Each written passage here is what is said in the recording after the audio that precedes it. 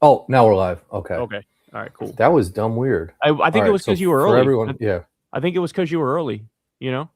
Is that a thing? But how does it know that we start at 8:30? That's like just an I mean, unwritten it's rule that connected I to like. YouTube, obviously, and you set the YouTube thing for 8:30, right? No, I just kind of have always said like Kyle and Corin Mondays at 8:30. Oh, you That was didn't very weird though because at 8:30 it worked. But I know. Yeah. so for everyone that's like writing like this motherfucker, whoever this dude is, I'm gonna put you on blast. Where he's fucking bums at. Isaac, we were here, bro. We were trying to get on early tonight, actually. But for whatever reason, the first time ever, StreamYard hit us with some shit that was like, Fuck there's too many people on or some shit like that. Yeah, I never seen that before. That's weird. So at exactly 8:30, it let us in that shit, and now we're good. But that was weird. I never saw that shit before. True. So we're early. True. And we're here. So fuck everybody else, man. I'm a rage bitter. Yeah, I mean, I feel like lately I kind of have had less patience. I don't know if it's because it's my daughters or like sleep, lack of sleep. That's what it is. Lack of sleep, for sure. That's the one thing that could fuck with you where like no patience, no happiness, like everything just your shit is just depleted, you know? I feel like I get my sleep. It's just even like I used to be very mellow, like chill. And I mean, maybe I just told myself that and I wasn't, but like even like road rage type of shit now, like I'll find myself getting more angry. I don't really do shit on the road, but I'll say more shit out loud or get more frustrated when somebody does something. But I've had less patience with just life lately, and I don't know what the fuck it is. I think it's got to be sleep. I think it's sleep. I could try. Like I'll wake up the same time, 6 a.m. every morning, and then some mornings I'll. What time do you go to sleep though? What time do you go to sleep? It probably gets later and later. Like I think last night was like maybe 12. 1, 2, 3, 4, 5, 6. That's 6 hours of sleep, dog. Yeah. That ain't gonna cut it. You need 2 more hours. You need 8 hours, bro. That's what everybody needs. 8 hours. And you think there's a direct correlation between that and anger or happiness type shit? Tony Soprano said it when he was shooting The Sopranos. He said like to get in character, he purposely wouldn't sleep. And he was like, when you don't sleep and you're on set, literally everything will piss you off. Everything somebody says or does or like makes you wait or anything, you're just like, fuck you. Why are you fucking doing that? Like you just have no patience, you know? Yeah. How's your sleep? Are you good with people now? Because like you don't really get annoyed by too much shit, right? I mean, it depends what you mean. Like I get what annoys you decent then? Sleep. What annoys me? Yeah. From like a common person, if you're out, like if you're in the grocery shit and like in a public scenario, I feel like not much. Like nothing really pisses you off too much? Well, in like a public area, like if I'm at a grocery store, yeah, it would take a lot to piss me off. Like I just sort of expect like there's gonna be a little bit of a line, shit like that. I do have pet peeves, but the pet peeves are, common shit, like somebody driving slow in front of me, like stuff like that. You know what I'm saying? But I feel like I get decent sleep. The error message coming up on the StreamYard shit, like that shit, like wouldn't bother you too much. Like that kind of bothered me more than it would bother me in the past. Tech problems, especially for shit that's show related, I have no tolerance for that. Right. Because I do so many stories and so many shows that like I need an efficient system that like hammers it out. I can't afford any sort of like hiccups in that system. It needs to be a well-oiled machine. You know what I'm saying? Especially if you're paying for some shit like my phone service. Totally. Like don't fuck up ever. If I'm paying you, yeah, that shit. I'll see like airlines fucking up with some shit, and it's like if I'm paying for some shit, you can't fuck up at all. So traffic sometimes fucks me up too. Yeah, like traffic will fuck me up sometimes too. If I feel like I gotta sit in traffic over some dumb shit, they got like one lane closed for no reason, or there's like a fender bender and they're blocking a whole ass lane, like I'll be pissed the fuck off if I gotta sit there for an extra 20 minutes. Fuck that. Yeah. They've been doing construction on some bridge by my house for 2 years now, and they closed down like they close down like the road for miles before you even get to the shit. And it's gotten to a point now where there's traffic every day there. Oh, And I don't get it because it's like, why can't you fix that shit in a day? Like if I have a job, you're expecting me to do that shit within a time frame. You're affecting mad people's shit that you don't fix that shit right away. It's and kind of fucked up. in China, they'll do that shit in 1/4 the time. One It'll just fourth be the time done. of that shit. They'll be like, we need a new bridge. Boom, build that shit. Done. Like 1/4 the time. They'll be working on it day and night. You know. And it's not like they're doing anything different than us. Like they're paying minimum wage type shit and they're fucking like overworking people. We do the same exact shit here. So it's like, don't front like you can't get the people to fix this shit because you can, and you could pay them little because we do that shit anyway, you know? I don't know how they pay their people, but I would assume they kind of pay them better than we do here. You but think I'm not so? Sure. I do think so. Yeah, I do think Aren't so. they the ones with all the like child labor and like workshops and all that shit? Is like all China and all that Sweatshops. shit? I know. I mean, they do a lot of manufacturing, but I feel like that they've developed a lot since those days. Okay. Like, if you look at their cities now, they're like fucking. They just mog the shit out of our cities. Chinese Just, like, cities. Have you seen videos of more- like what they're like, bro? Crazy. No. Like Chinese airports, Chinese cities. If Oh, you way look at- more advanced and shit, right? way more advanced, like crazy advanced. Yeah. Like the idea we have of China is sort of like a, rural developing type. It's like that's like 1992 China. That shit like, is next level. In our lifetime, bro, they built like high speed rail. They built Yeah. crazy airports. Like a mid tier Chinese city mogs the shit out of our like top tier cities. Yeah. It's kind of crazy, you know. I still get excited when I go to Stop and Shop and they have like this like little robot thing that like goes around the aisles and like I guess it's weird. It's called fuck. like Marty. Marty's his name at our Stop and Shop. And I don't even know what the fuck it does, to be honest with you. My daughters love this shit. All it does is get in my fucking way. And I'm like walking and there's like this fucking robot shit in front of me. And It's I'm like putting the mustard up on the fucking. no, it on doesn't the even shelf. replace the shelves and all that shit. I think I could be wrong, but I think it takes pictures of like the aisles and like when shit is low, it might be like mustard's low and maybe it notifies the fucking thing. But I'm like, this shit seems so unnecessary. And all it does is just fucking, it just goes through the supermarket and it's always just fucking making its round. And it somehow is always where the fuck I am. And I'm like, why is this robot shit always in my fucking way? Nah, shit's about to get wild, bro. With like, if AI keeps taking people's jobs, it's about to get wild because like people are not going to stand for it after a while, especially building the data centers and shit. Like, don't fucking put a data center in people's backyards, you know? Like, don't fucking hog all the energy and lead to an increase in the fucking your energy bill and have like the noise pollution and the air pollution. Like, fuck that. I don't want that shit. I think you know what I was thinking about? You remember back in the day, you would send a text, like a IM to some chat shit and it hit you back with a response. Mm-hmm. Isn't that like the OG AI? Like it would hit you with an answer. Like it would always reply to you. It would be like an auto reply that wasn't like context dependent though. You know what I'm saying? No, like the shit they have now will like have a full ass conversation with you like it's a person. Yeah, I feel like back in the day it would do that. It would be like, "Hey man, how you doing?" Nah, like not what like this, color am I dog. thinking of? And it'd be like, not like this, bro. This is next level. People now like they lose their minds talking to it. Like they think the AI is their best friend and they lose their minds talking to it. And also they're programmed to suck you off. And so like all the time, you could have the craziest, stupidest idea. You could be like, I'm thinking of murdering my neighbor, and the AI be like, that's actually a great idea. And the reason why it's a great idea is because Dave is a prick. And like sometimes he steps out of line and you got to teach him a lesson. Like it'll like backstop whatever you're thinking. And so people who have like actual psychological issues will talk to it and it'll like feed all their delusions and make them more paranoid and make them more violent and shit. It's very disturbing. yeah, that is kind of messed up. I mean, I like it for the fact that literally anything now, like I still haven't got my AC fixed, and like it's at a point now where I'll turn the whole unit off because when I turn it on, it works for a while. And then at some point through that while, it'll start making this loud ass humming sound. And so I like just put it in there. I was like, my AC's good, like it works, but at some point it'll start making this loud ass humming sound. And it was like, you probably have a dirty filter or some shit, so you gotta like clean this shit. So I took the thing off and cleaned it, but it still makes that humming sound.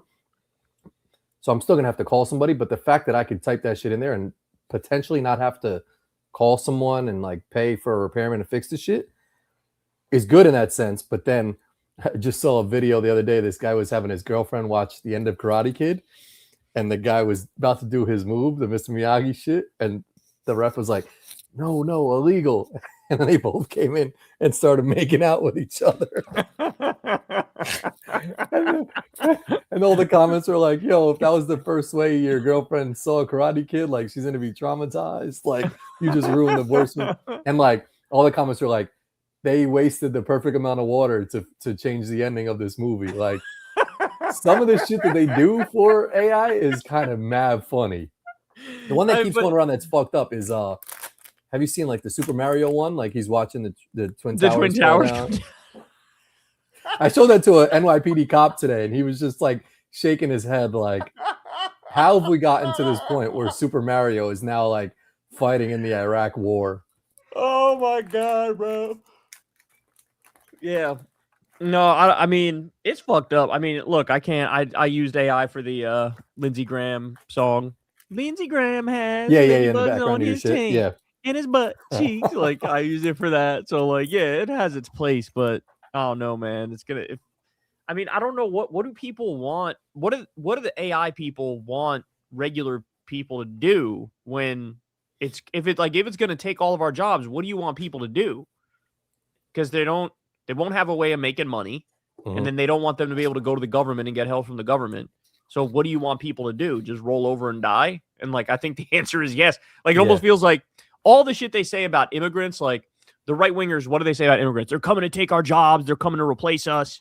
And it's like, no, but AI kind of is doing that. And the people who run the AI companies are saying that that's what they're doing, you know? So like, why are we okay with it? Why are we okay with continuing to build it when the stated purpose is to take everybody's fucking job, you know?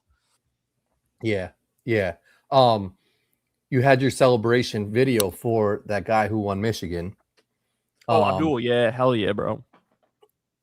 And it came like a day later because what? They were still like finalizing the votes Michigan or whatever. Counts in an annoying way. You know how different states count in different ways. Some take longer, some are quicker. Michigan just takes forever to fucking count. They got some weird system that takes too long.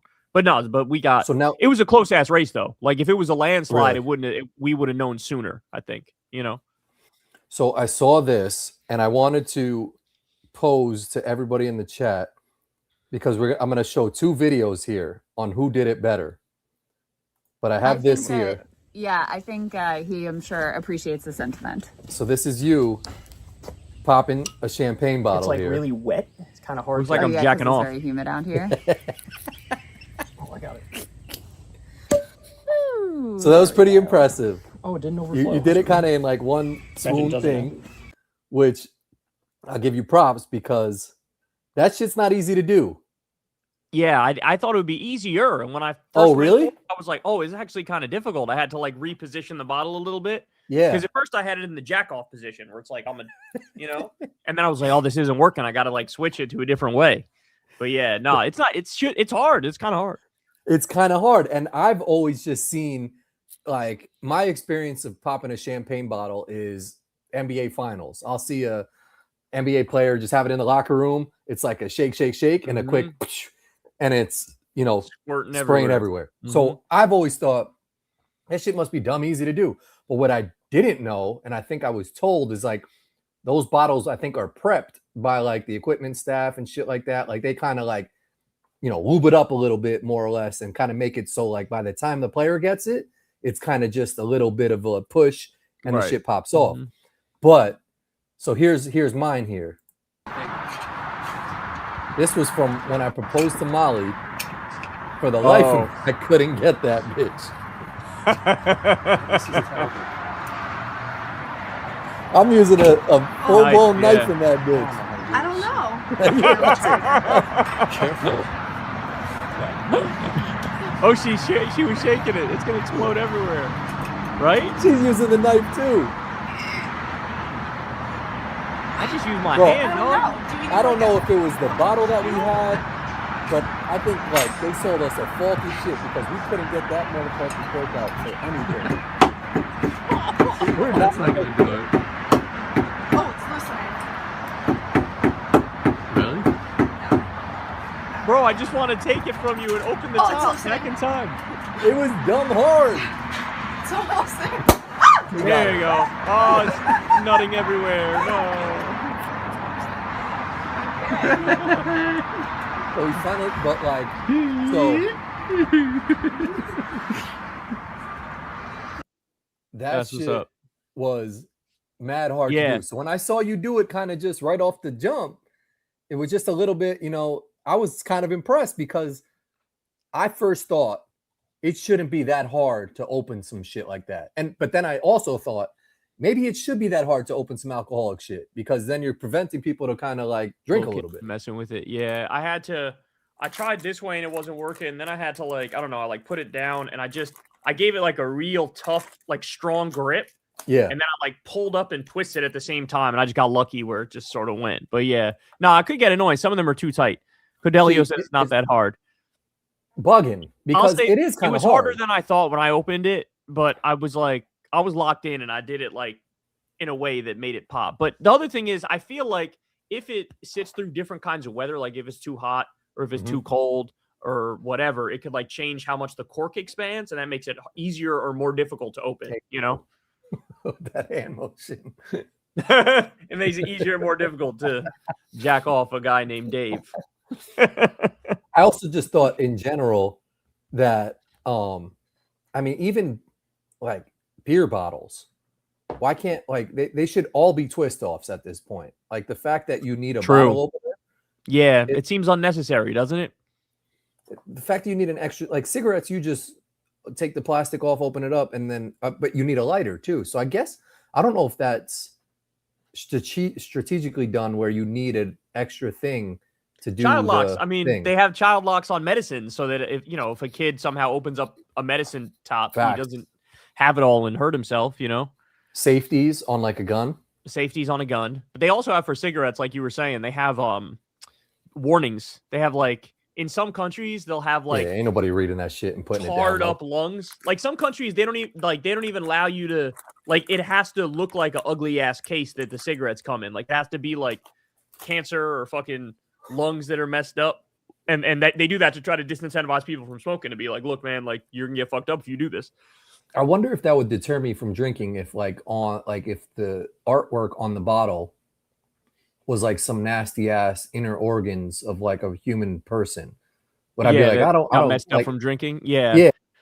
Well, I'll tell you what though. So me and Crystal were not big drinkers at all, but we had that. It was Moet champagne that we bought. Yeah, I've heard of that shit. Yeah. We went into the local wine place and we looked for the most expensive champagne that they had, and that was the most expensive champagne. It was $95 for that bottle. God damn.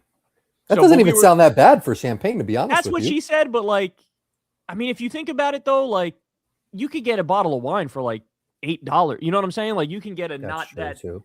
So to have a $95 bottle means that shit's got to be pretty good. So we don't drink a lot, but when we had it, we were both like, God damn, this shit is delicious. So Crystal was like, let me take a picture of the bottle. So all of a sudden that, we just both became nighttime. Oh, so now you're a champagne drinker? Bro. I've always liked sparkling wine. If you ask me what's my favorite alcohol, I would have always said sparkling wine is my favorite or champagne is my favorite. But now after having that Moet shit, I'm like, yo, I want to have it makes me want to have a little glass of champagne every night, sip it at night. You know what I'm saying? It's so good, it's so tasty. Oh my days, it's so good, man.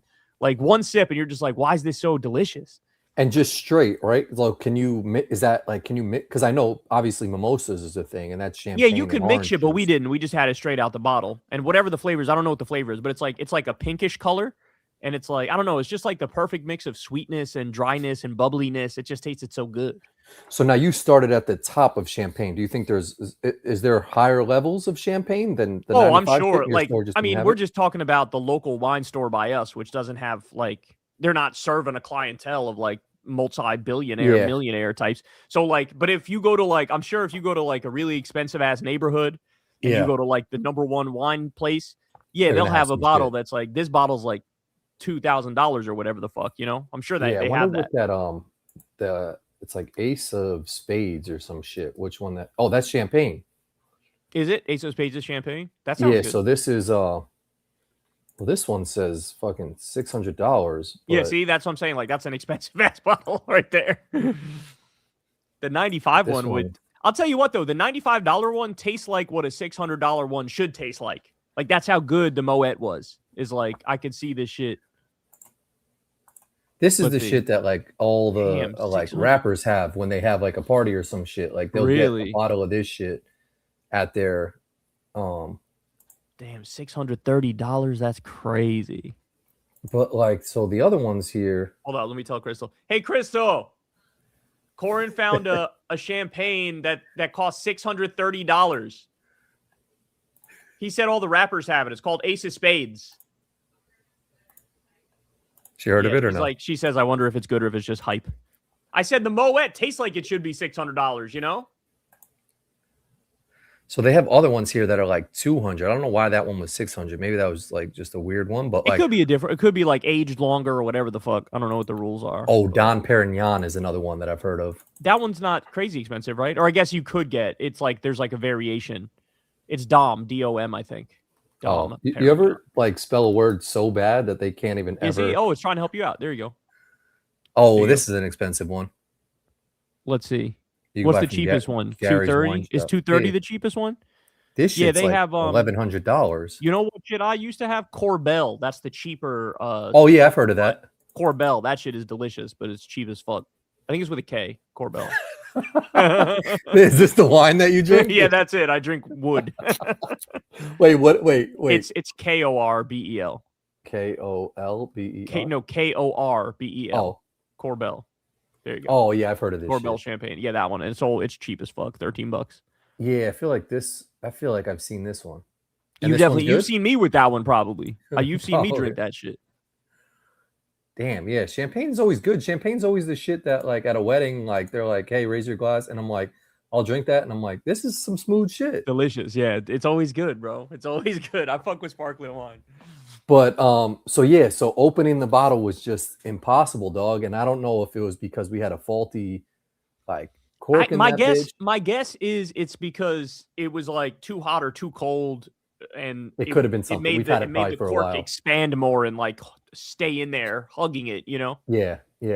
But also, again, why are you making some shit that you're putting a cork in there? Like just like give me a twist top. I'm gonna make it. What if I started a champagne company and it just had a soda can top on that bitch? Like, would it taste a lot worse? I don't know. I do know that you ever had that apple sparkling apple juice called like Martinelli's. I think it's called Martinelli's. Yes. Yeah. I That think shit I is have had that. delicious, man. I love that is good shit. too. Yeah. Yeah. I don't know if that's a twist top though, but whatever. It's fucking delicious. I love that It shit. might be. Yeah. The kids but love that too. The kids are like, that's like their champagne, you know? Yeah.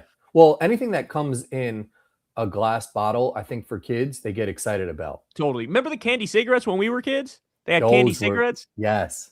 Yeah. Those were like Molly special. You got loved those? shits. Those were amazing. You got those, and it's like, oh, look at me. I'm an adult.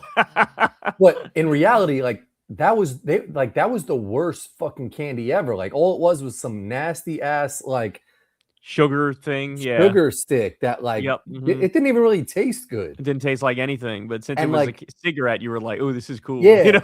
But, like no homo, you didn't know if you could like suck on it or bite it. Like, right. or, like, Yeah. What do I do? Do I know, pretend to smoke? Yeah. Yeah, like you kind of suck on it for a little bit, but then like the end of it got all wet and kind of mushy. I hate it when I suck on it for a little bit and the end gets all wet, bro. That's Wet always and the worst. mushy. Oh, you know what I used to love was they still have them. They have the gummy teeth, and you put those shits in, and it's got. You ever see those? And it's got like the pink gums on it, Yup. and it's like the actual teeth. Anything that like replicates something real life is kind of cool. Totally. Yeah. I don't know. They, Yeah, the they cigarettes get, they used to get get me. clever. They get clever with their fucking like. Remember Big League Chew? That they made that Big look League like it Chew was was the like shit. chewing tobacco or some shit. Yeah, You know, like they yeah. get clever with the candies from time to time. I'm surprised that like I mean, it's still around. Scotty loved Big League Chew, but the fact that like, imagine they had like a fake marijuana that was like a kid shit, you know? Because that's kind of what like That'd be wild. like the Big League Chew tobacco is, right? Like gum. I mean, yeah, the candy cigarettes and the Big League Chew. I think what happened was they made those when you know, like actual tobacco was big in society, and they didn't Yeah. know yet that it caused cancer. And then it just sort of got like grandfathered in to like, that was yeah, we got the acceptable candy cigarettes, but like, who cares? Because like everybody knows cigarettes are bad, but like whatever, the candy cigarettes could still exist. Like they definitely don't sell those shits anymore. I don't think. Let me look that bitch up. No, 100% they do. I Do see they that at the sell candy store all the candy time. cigarettes anymore? They still sell them? Yes. Yeah. Oh my god, bro, that's hilarious. On Amazon, platforms like Amazon still sell them. Due to government There's a rules. spot, It's Sugar at the mall. They have that. Okay, so due to government rules and health laws, makers had to drop the word cigarette from the boxes. They're That's now interesting. usually sold as candy sticks or chalk sticks. Okay, that Hmm. makes sense. That's Yeah. funny though. That's what I thought, that there would be some regulation that's like you can't Yeah. sell these anymore. You know. Like, here's candy heroin. It comes in like a fucking pen that you like inject into your skin, but it's really just sugar. Here's candy Vicodin, little Billy. Get a pill habit today. They do sell candy that like comes in like some medicine like type shit. Oh my god, that's so crazy. That's Oh so my crazy. gosh. I mean, yeah, I mean, like anything to make some sales, man. Like that's what the fuck will happen. It's funny because drugs kind of sell themselves. You don't really need to like do it, like push them to kids. You know what I'm saying? Yeah. Like when they get old enough, they'll try alcohol. You know, Yeah. like they'll try some shit. You know what I'm saying? They had I think it was at Nix's camp. She had Dare come into her school.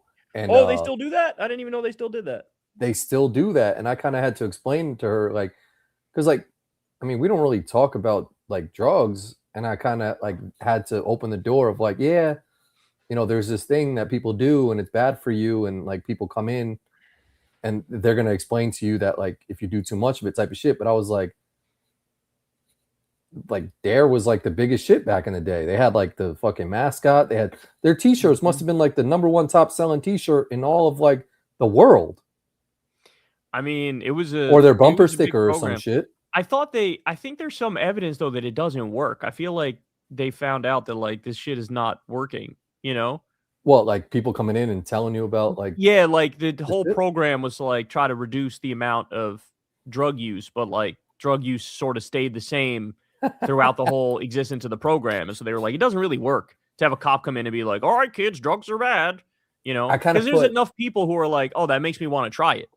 yeah, you know? 100%. That's what I'm saying. Like Nixon and Scotty didn't even really ever think about that. But now the fact that someone's coming in and saying, They're like, hey, oh, what's there's this that? thing that Yeah, people really like that they But can get it's- addicted. but it's bad for you. It's But like, it's bad for is you. it? Like, it's I kind of want to try it. yeah, like if someone came into my school and was like, hey man, there's this like this, you know, porn addiction type of shit, like but people do it and you can really get, I'll be like, oh, I'm interested in that. Like, let me find out. Like, Imagine a dare for porn. It's like, whatever you do not go to the following websites. They try to that's what find I'm you. saying. Like, Do you're not telling them go to about all this. Pornhub. No, do not go to this website and that website. You'd have the kids in the back just writing. Like, All the shit down. yeah, totally. Yeah, I mean, okay, I kind of put Dare in the same category as Girl Scouts. Like they kind of got grandfathered in as just these organizations that like everybody just fucks with hard. Mm-hmm. And Yep. they're allowed to go to every single school. They're allowed to make fucking, you know, they're allowed to sell whatever they want to sell, have bumper stickers, t-shirts, and just make mad money. But in reality, to your point, who knows if they're actually making like a difference? Like my sister was a Girl Scout. She doesn't know how to start a fire or do some survival type shit. You know what I'm saying? Like, what is Girl Scouts really supposed to fucking teach you? Yeah, and then when you look at Girl Scouts and Boy Scouts, I'm sure has there been a pedophile scandal yet around that? Because I'm sure that There shit's gotta be. coming. If it's just Has like to with the be. Catholic Church, who was like, oh, by the way, like there's a bunch of pedophiles that run the church. It's like, oh, that seems like a problem. I feel like it's the same shit. Oh yeah, we're gonna go for a weekend in the woods, and there's gonna be one adult and like 7 kids that are under them. It's like, oh yeah, that's not weird as fuck. That's fine. Yeah, go ahead. Go with the neighbor's dad who I don't know and who looks creepy. Like that, I'm sure that'll work out well. Like, what is wrong with people? Don't do that. It's sponsored by the Girl Scouts. Okay, we're good.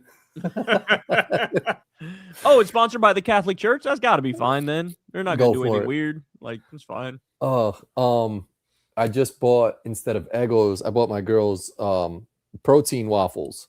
Oh, we've been on that shit for a hot Oh, minute. for real? Yeah, some of them are good. Some of them taste good.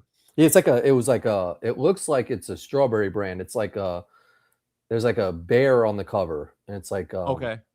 Never had that. I guess it's a Kodiak. It's popular called like Kodiak. Kodiak. Yeah, that's Kodiak. it. Yeah. We tried that one. To be honest, that's not the best one. That's not the Oh, tastiest for real? one, in my opinion. Yeah.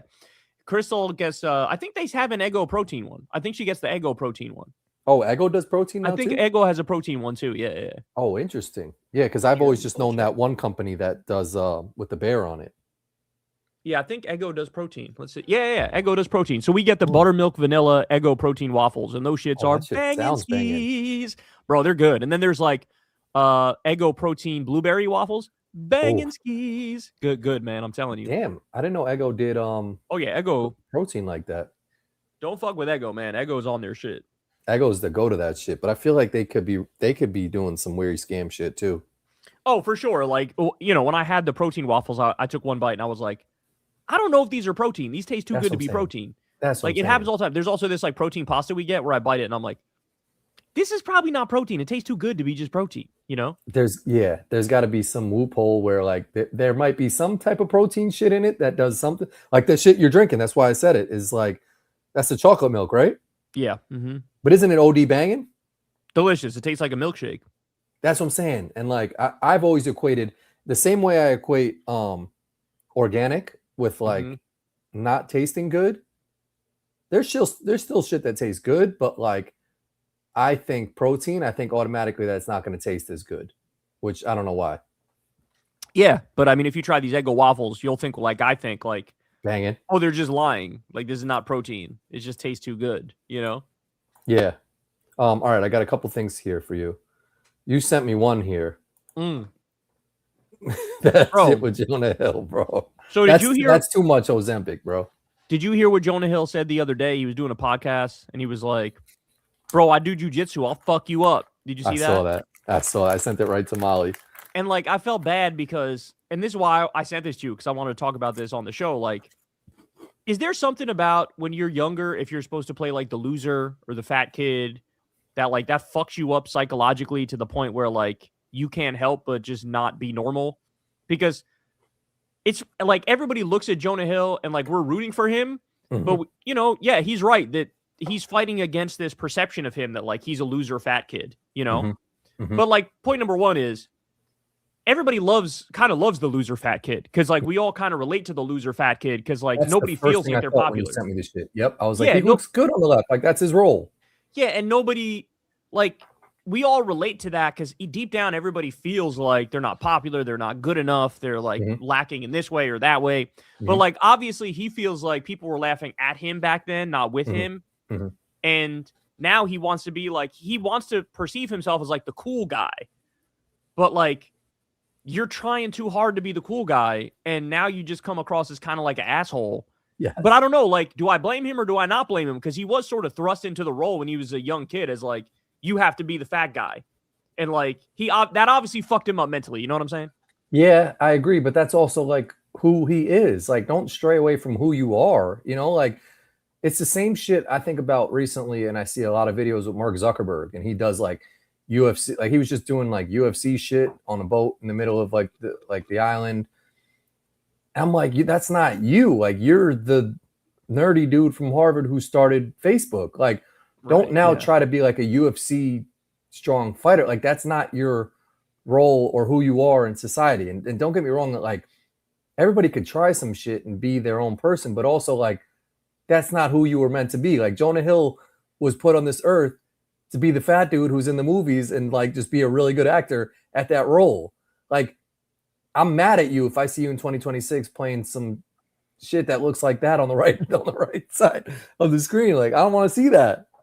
It's so crazy though that like that ruins these people psychologically. Yeah. Like he is so uncomfortable with being viewed as like the fat loser kid who's funny. But like, in my mind, I keep coming back to, I won't say the dude's name because I don't want to out him, but like there was this kid in like elementary school who was a fat funny kid. I fucking love that dude, bro. Like me and him were boys at the time. Like I would go to his house, he would come to my house. Like there's something about his name rhyme with Baton? Yes. Okay. Yes. There's something about the like lovable fat guy that's like just undeniable. Like they're such a presence and they're such like they make everybody happier. Yep. But like they don't see it that way. They look at it like, nah, man, like my life is ruined because that's all you will view me as. I can kind of get it from the perspective of like, if you're in high school or college and you have a crush on somebody and they friend zone you and you know you're in the friend zone, you're miserable about that. You're like, I want to not be in the friend zone. You know what I'm saying? And like, in the same way that could fuck you up mentally, it's the same shit, but they deal with that their whole life over everybody's perception of them. So I do sympathize with them on the one hand, but on the other hand, like Jonah Hill's got to chill a little bit. Like he's done this too. Like he's had weird relationships with women who say he's kind of crazy. And it's like, you're a grown ass man now, bro. Like don't try to overcompensate. Don't try to be like, I do jujitsu, I'll fuck you up. Like, he's also just seems to not be happy with just being a funny guy. Never mind a fat funny guy, but just like a funny guy. Like he doesn't seem to have much of a sense of humor, you know? Yeah. Or just be humble with it. Like like you don't have to say some overly aggressive comment to make us believe that you'll fuck somebody up. Like right. They'll just be like, I do jujitsu is enough. If you Exactly. just say I do jujitsu, that enough, I'm gonna be like, oh, you could probably fuck me up, you know? Exactly. Like the fact that you have to put the stamp of approval on it, that like you're saying I'll fuck you up is almost like I don't think you will fuck me up. Exactly. Like there's too much like I'll fuck you up on that shit. Like, yeah, that there was the dude on American Idol. Remember Ruben Studdard? Yes. He was like the big dude on Ruben Studdard on American Idol that like, was just like the lovable teddy bear type of dude who like sang and was mad good. And then he got mad skinny, and I like everyone was kind of like, "We don't fuck with you anymore because you're not the dude that we fell in love with." Like, respect to you. Too. Yeah, Adele also. Yeah, they took and Lizzo also. Like it's Adele lost weight and got plastic surgery, and everybody was like, "Bitch, you better get that weight back on, and you better unplastic surgeryify your face." And Lizzo too. You're right. Lizzo lost weight and started selling -6 albums. Everybody and she was like, "What the fuck?" Yeah, it's almost like that's not who we pegged you for. Like, you know, like Jonah Hill's next movie, that shit'll probably be like, remember when 50 Cent tried to play that role in some movie where he got mad skinny because he was playing like a cancer patient or some shit? They're like, no, like we know you as 50 Cent, the dude who's like in the club, you know, fucking jacked as fuck. Like, don't try and it goes back to the age old, like, don't try and be someone you're not type of shit. And like Jonah Hill's doing that shit hard body right now, and that shit just doesn't look healthy. Like it's almost like you are like. Did you see the John Goodman thing, bro? John Goodman, remember him? He was like the really fat actor. He was on like Roseanne back in the day. Yep. Very good actor, phenomenal actor. He was in that Denzel movie Flight 2, playing like his drug dealer friend. Yeah. Anyway, good actor. Great actor. He got on Ozempic and he lost all the motherfucking weight, dog. Really? All the motherfucking weight. I'm talking like next level. Like he's a deflated balloon type shit. And look, to his credit, if he kept on the weight, I think he'd probably be dead right now because I think he's 74 years old. So like you can't be morbidly obese in 74. It just doesn't work. Like you're gonna die probably younger than that. Yeah. And so, but like the problem is, let's see, is there a good before and after? Maybe. Let me see. Yeah, like look at his face on the right there, like sort of deflated balloon type shit. That's why people say you can't lose a crazy amount of weight as you get older because your skin doesn't like suck back into tightening position. It just sort of stays. And it happens so fast too. Right, it happens so fast. Yeah, but anyway, people are saying that like you know how skinny he's like half of what his fucking body weight is. He lost like 200 pounds, and like look at his neck. Yeah, like it might be a little too much. Like I'm happy you lost the weight, bro, but maybe 150 instead of 200 pounds because like it's a little much. You know what I'm saying? Like people look at him and it's like he lost like his facial definition too because it's all the loose skin now is hanging off, and that's not even a bad picture. This one right here is actually pretty good. He looks good here in my opinion. Really? Yeah, I think that one looks good. There was one that was floating around Twitter, a picture of him floating around Twitter. That was like this one doesn't look that bad. Yeah, no, that one's not too bad. That one's not he kind of needs to get if he got a little like the skin tightening shit. Yeah. Skin tightening shit and a little spray tan. Like his skin, like if he had the skin tone that he had on the left. Right. Yeah. His skin just looks a little too pale for me. Yeah. I do think it saved his life though, probably. I think Ozempic probably saved his life. I think he'd probably be dead by now if it wasn't for the Ozempic. See, you know, he was fat. He wasn't like, oh, I'm big. Like, no, he was fat, you know? Yeah. Well, that's the difference between, I mean, like, Jonah Hill wasn't fat. Like, he was bigger. But I think he looks a little bit more healthier on the left than he does on the right. No, No. you I think he don't looks agree with healthier on that. the right? I think he looks healthier on the right. I think Really? where I disagree with you is I think he's fat on the left. I think he's fat there. But I think to your point though, I think his ideal spot would be In between those two bitches. in between those two. Because then he would look like perfectly healthy and normal. You know what I'm saying? Yeah, I guess so. Because how are you going to be the fat guy? Like, if you look at his legs on the picture in 2026, Yeah, his legs got no fucking muscle on them, bro. And That's what I'm usually fat saying. people have some strong ass calves. You know, his calves are smaller than mine, and I got tiny ass calves. That's what I'm saying. He's not that bad on the left. Like he's Nah, butter passer, you're sort of totally tweaking on this shit. Look at his chin. Like, look at his chin. chin's chin OD. The chin's OD. His chin has like 4 chins. His chin, it's like it's just like a tire of fucking fat around his face. You know. If he pulled up to a pool on the left and took his shirt off, I'd be like, all right, that dude he's a little big. If he pulled up to the pool on the right and took his shirt off, I'd be like, that dude looks he looks like he's got some shit. I think it's Ozempic. Is that what you think? It's Ozempic on the right? It's gotta It's be. Yeah, it's gotta be. Gotta Ozempic. be. Yeah.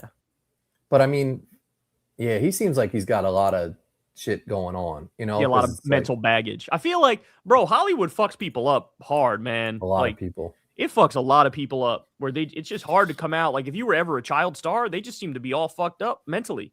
You know, All messed up. I'm sure you've been following the Ariana Grande shit. Have you seen this? Kind of.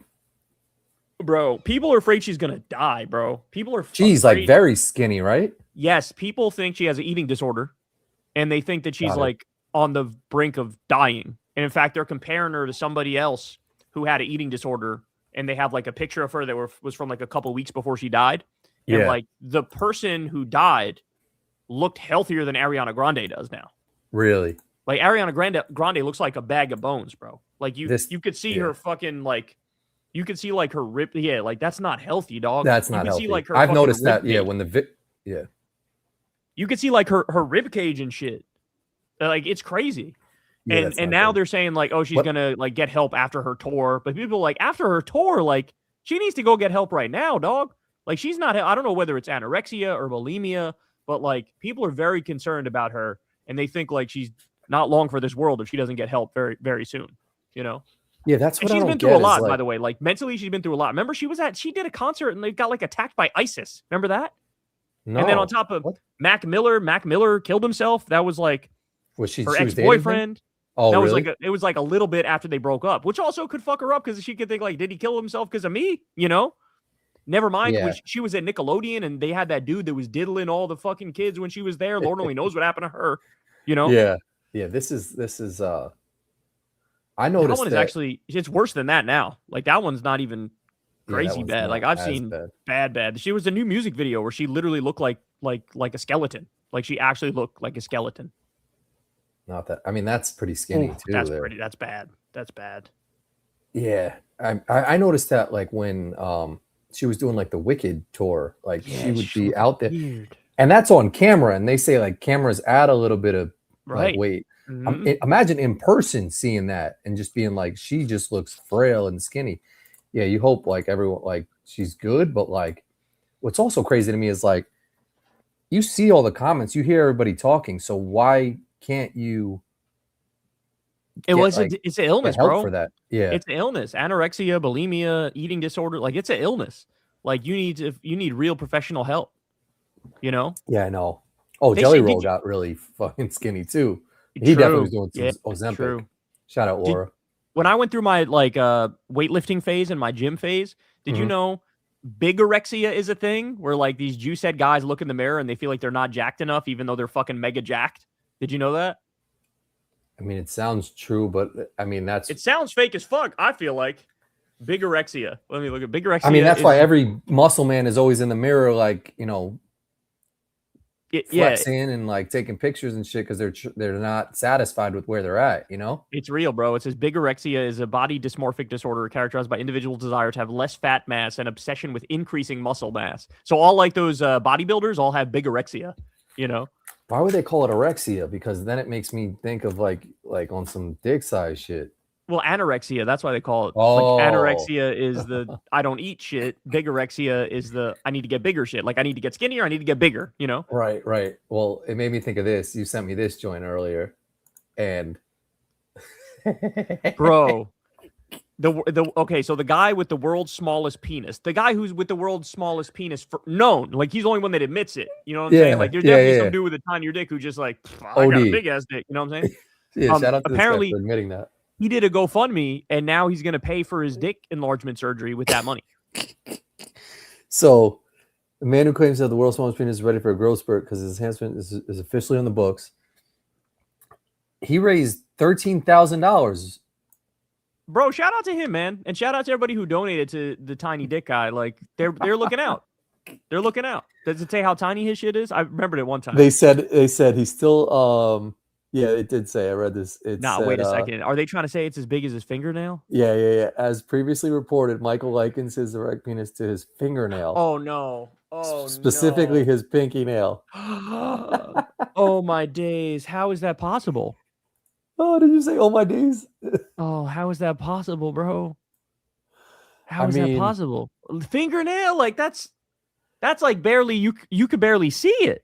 That is like kind of I mean, he looks like a normal ass dude. He does look like a normal ass dude, but like world's smallest penis. He initially planned to undergo surgery, but pulled out over the potential risks and opted for filler instead. Beverly Hills doctor offered to pump his package for free, but Michaels is now keeping the procedure closer to home. Michaels tells us he's grateful and excited for the big day when his little guy finally gets a shot at moving up in the world. So he's going to do filler, but if you do filler on a thing that's the size of your fingernail, like how big are you going to be able to get it? Like, yeah, I feel like that's almost like you need like a full surgery at that point. Oh, like, you definitely like need you need like a cadaver's dick that they put on you. You know what I'm saying? I'm surprised that's not more common, like like hair plugs or something like that. Well, I'm sure it's a super invasive surgery. Let me look this up. How invasive is penis enlargement surgery? They say there's a rumor that Elon Musk wanted one, or he got one, and they botched he definitely got that shit. They botched it, they said, and his shit is deformed now. That's the rumor online. His shit's been deformed since '88, probably. All right, let's see. Penis enlargement surgery is a highly invasive medical intervention. Major health organizations, including the Mayo Clinic and Cleveland Clinic, view cosmetic surgeries of this nature as risky, unproven, and generally unnecessary for individuals with normal anatomy. Depending on the specific technique, these procedures involve deep tissue slicing, foreign substance implants, or general anesthesia. So there's a lengthening surgery. They say it's highly invasive. A surgeon cuts the suspensory ligament that anchors the penis to your pubic bone. This drops the internal shaft toward the maximize flaccid hanging length, but it can permanently destabilize the angle of an erection. Oh, so instead of when you get hard, instead of your shit being like that, your shit is sort of like that now, probably. That's what they're saying. Then they have implants, bro. They have a dick implant. Moderately to highly invasive, performed under general anesthesia. A surgeon cuts open the pubic or penile area to tuck a contoured silicone shroud under the skin. But then, isn't that going to affect how sex feels to you if you have an implant? If your dick, if your dick is not your dick, if it's like a foreign object, you're not going to feel it. Yeah. Autologous fat transfer, girth. That's what there's a fat transfer that increases the girth. This dual zone procedure requires liposuction to harvest fat from your stomach or thighs, which is then refined and injected deep beneath the penile skin. So you can make your dick fatter by taking fat from your belly and putting it in your dick. Oh my God, bro. That's crazy. The one that gets me is the booty implants, because that is clearly so obvious with women that like you see it and you're like, you're not even fooling anybody. I don't know why they don't do the legs to match the ass when they do it. Like that's what I'm saying. You would think it's got to be a package deal. Like I'm gonna do the legs and the ass to make it match, but they don't do that. They just do the ass. Yeah, and it's like you can do the penis implant, but not do your balls, and no one would really notice unless you're wearing some boxers or some shit. But you wear pants, everyone sees your ass, bro. And by the way, that's like a really talk about an invasive surgery. You can't sit down on your ass for like a year or something. It's crazy. Yeah. I got lay on your stomach. I got my tubes tied, and everyone was saying that like I was gonna be messed up for a little bit after that. But I was like out and about the next day doing some like lifting shit. Yeah, I think it's a simple procedure for that. I think But it's very imagine quick. like, I mean, imagine getting a dick implant and then trying to pee the next day. Like that shit must kill. That's what I'm saying. Like, imagine getting an ass implant and then having to take a shit the next day. Like it's over You for can't you. sit. Like Yeah, you can't sit. You can't sit, and even squatting on it, like trying to get some duty out of those cheeks is probably OD. Like that's natural. You can't like avoid that. You can't shy away. Like Yeah, you that's, can't be like, I'm just gonna not shit for 6 months. It'll be all right. and I feel like it's a lot more common than people think right now. Oh, it's fucking everywhere. Miami, every Oh 3 yeah, that's what I'm feet saying. you step, there's a BBL somewhere, you know? Yeah, I don't know how that became like commonplace because it's like, you know who needs it? And I sent you the video was Chris Berman. His shit Bro. was like He's got the negative ass. He's got that concave ass, and it does not match his belly at all. no. Like you still got a big ass belly, and then you got little twig boy legs that don't match the belly, you know? And his shit just goes down. Like if someone needs an ass implant, it's Chris Berman. And if you don't know what we're talking about, go look that shit up. We both just played basketball recently. I played in a tournament on Saturday, and you played with your son and kind of beasted. That shit was a good ass feeling, right? Yeah, so Crystal got the text that they want to do adults versus kids. And love they that. sort of lied. They were like, oh, nothing really required, just light running, you know, like nothing serious. Never. That's just then the 100%. game starts and everybody's going 100%, right? And I'm like, oh shit, okay. So anyway, I play like. What was your mindset forward. going in? You're like, I'm gonna go light on this shit. I literally had no mindset whatsoever. I'm just like, whatever. Okay. We're out here to like have a good time and play with the kids. But we started playing and I play like power forward or center, like I'm sort of in the paint type dude. Yeah, yeah. And just right off the rip, man, it's like people feeding me, immediate making the layups, right? So I got like a quick 6 points, like badow, just like right away, right? You probably feeling good.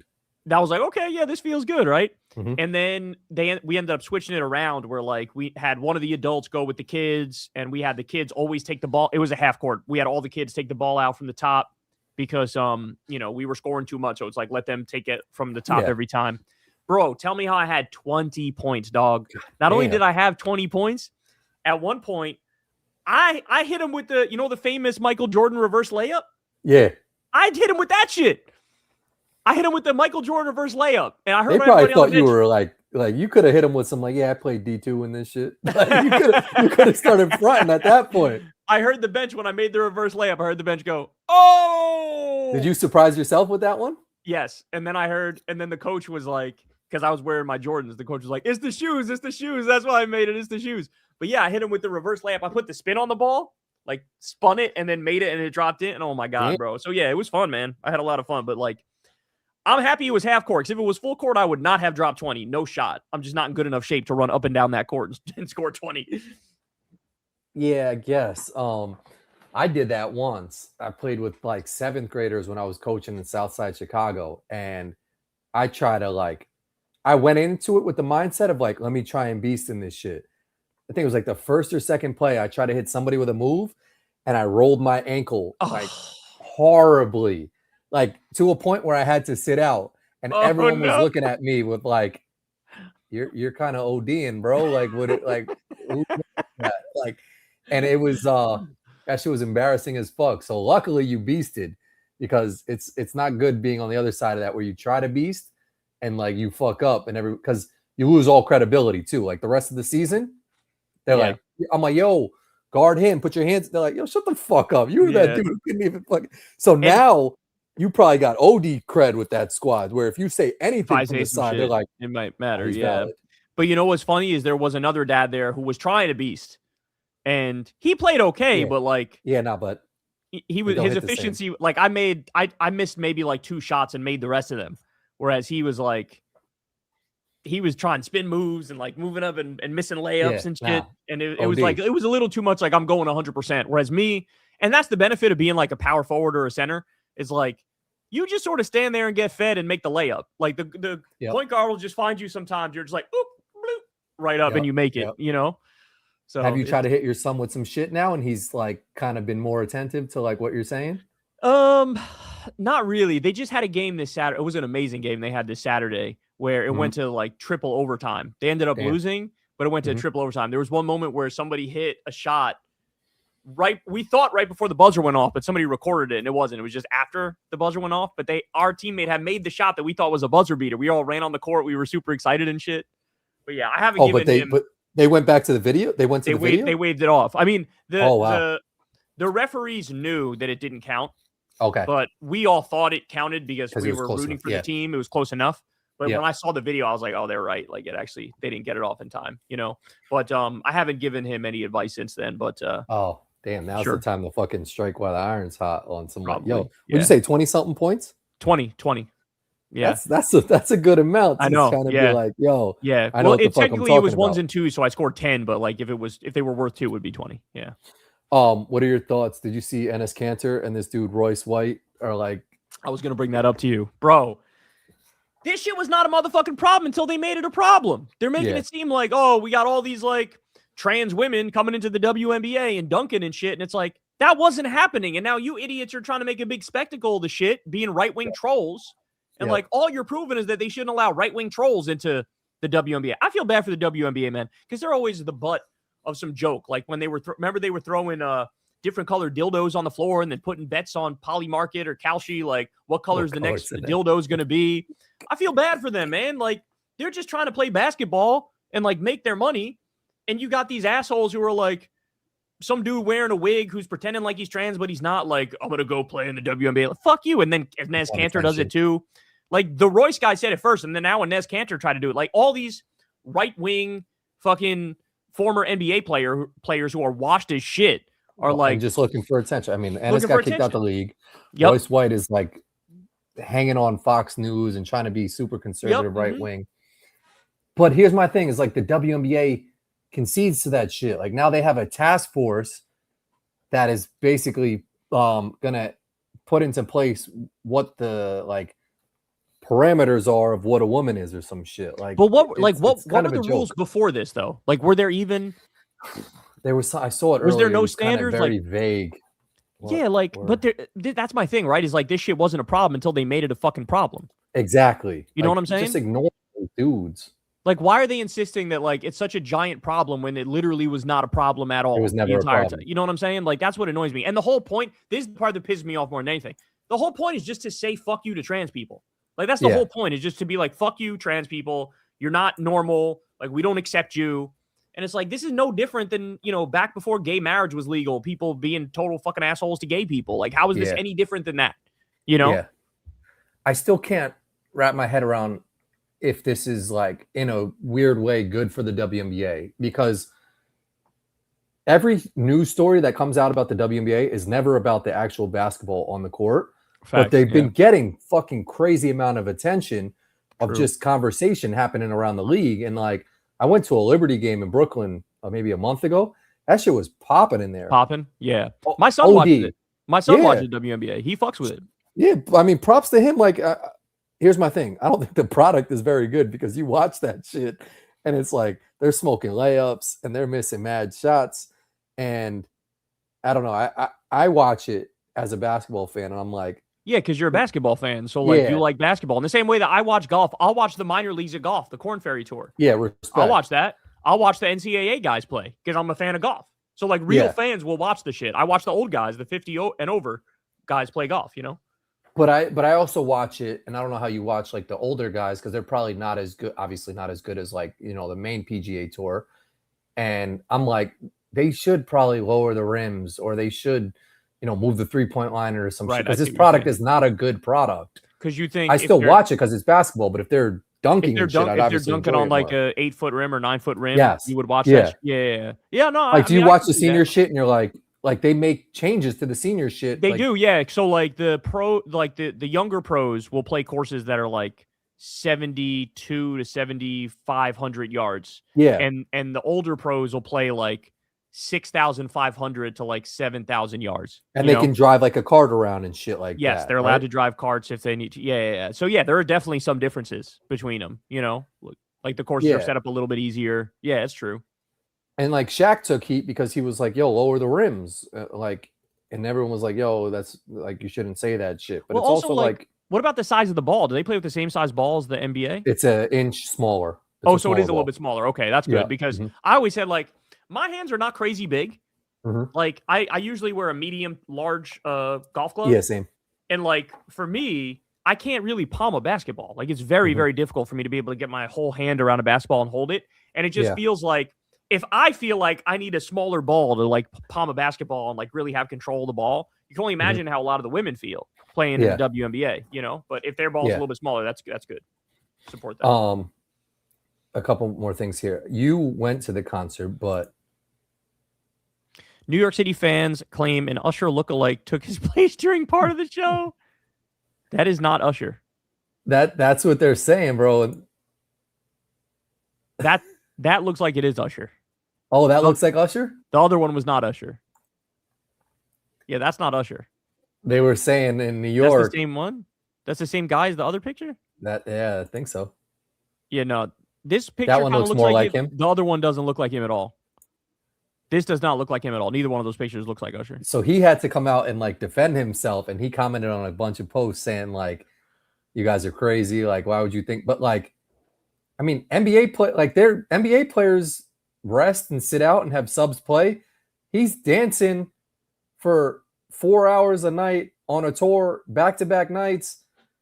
What's the saying? Like, he goes to, I mean, New York probably isn't the right city to do that shit in, but like, he goes to like, I don't know, Idaho or some shit. Like, maybe throw a dude out there with some glasses on and just have a dude dancing for an hour. And the claim, if you see the claim is the lookalike took his place for part of the show. So like that would make sense. Like obviously he didn't do the whole ass show, but like he did part of it. That makes sense.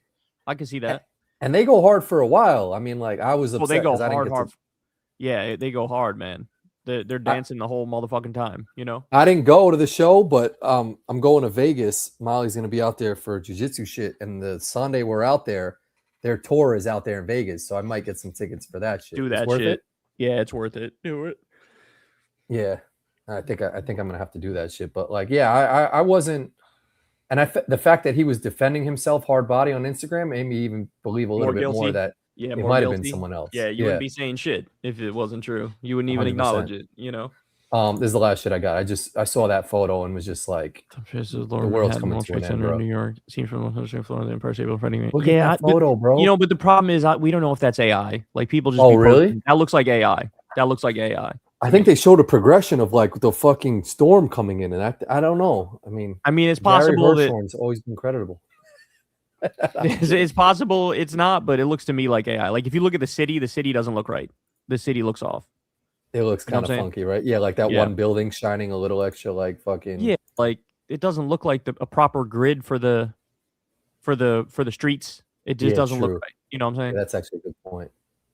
Yeah. Yeah. Well, regardless, I agree with you. The world is ending, though, but this picture is not evidence of that. There was a fucking what was it? An earthquake just happened in Colombia, bro. Like, oh, Crystal just told me about that, and there was that one in Venezuela not that long ago that really fucked everything up. Like it really leveled the country. You know?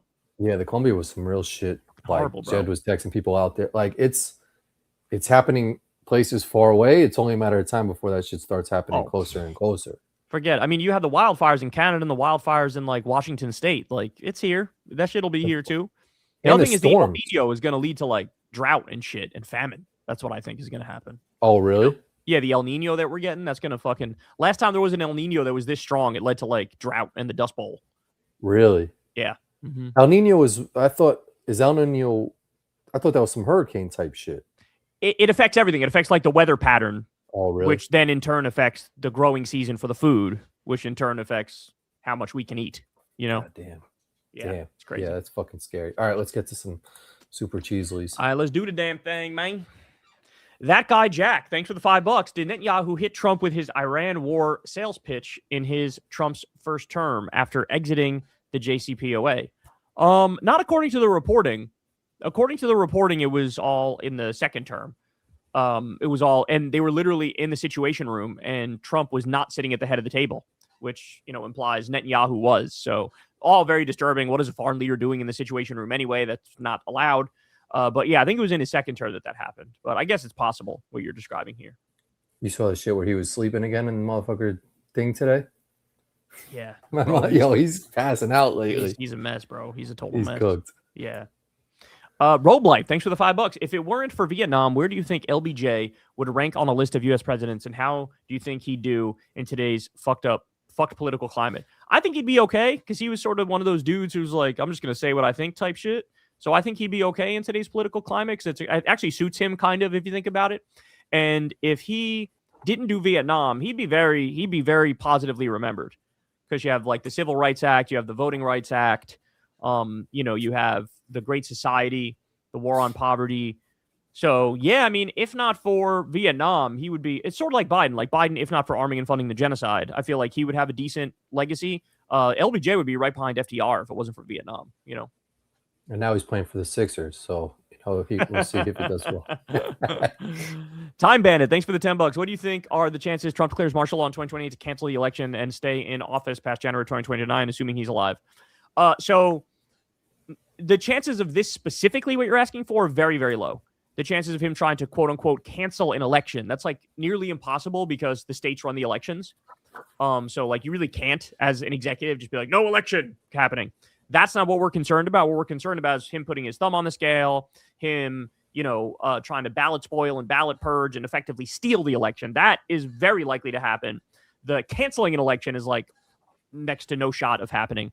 But the martial law thing, which is a little bit of a separate question, for sure, there's a chance he like invokes the Insurrection Act or tries to do martial law.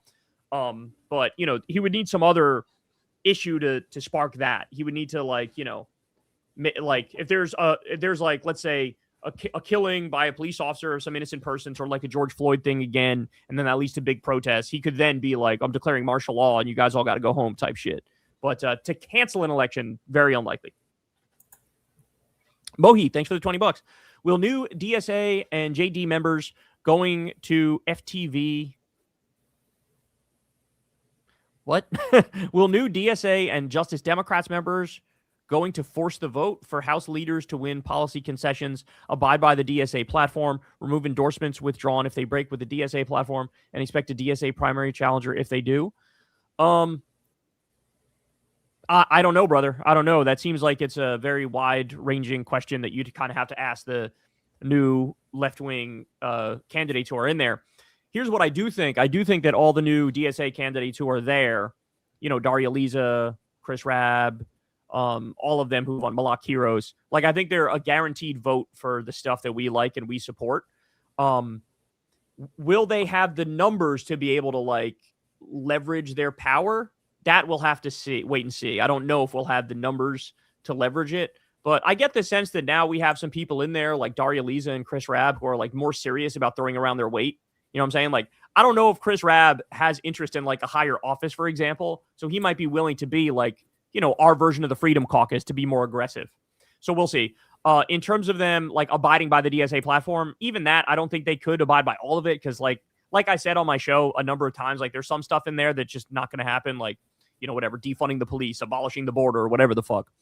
Even like abolishing the Senate. As much as I support abolishing the Senate, it's just not going to happen. So like they can't abide by literally all of it or have votes on literally all of it. But I do think that they're going to be a little bit more effective than the Justice Democrats in prior Congresses were, because there's just more of them now. And I think these people are a little willing to be a little more aggressive. So we'll see. Thanks, Mohit. Mohammed, thanks for the $10. Sup, handsome Corin. Hey, Kyle, I wanted to say Lindsey Graham having a closed casket funeral is actually standard protocol for members of Congress and presidents. Is it really? I never heard of that before. Yeah. Let me look that up. Because I feel like John McCain's shit was open casket. I feel like Dave Chappelle spoke about that in one of his stand-ups.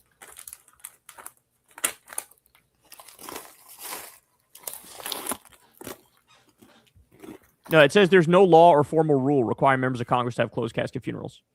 So, yeah, it should sound shady to me when I heard about it. Yeah, it sounds like the cope that people would use to try to be like, he wasn't killed, we promise. Yeah, exactly. But anyway, shout out to you, Time Bandit. Appreciate you. Is this a new one? Also, what do you think are the chances Trump officially announces he's running for president in 2028 after the midterms this year? I don't know. I don't know about that, bro. I don't know. It's funny because there are times where he's like flirts with the 2028 run thing, but then there's other times where there's reporting of him being like, do you want JD or Marco Rubio to be the heir apparent? So like, willing to like sort of step aside just because he's really fucking old.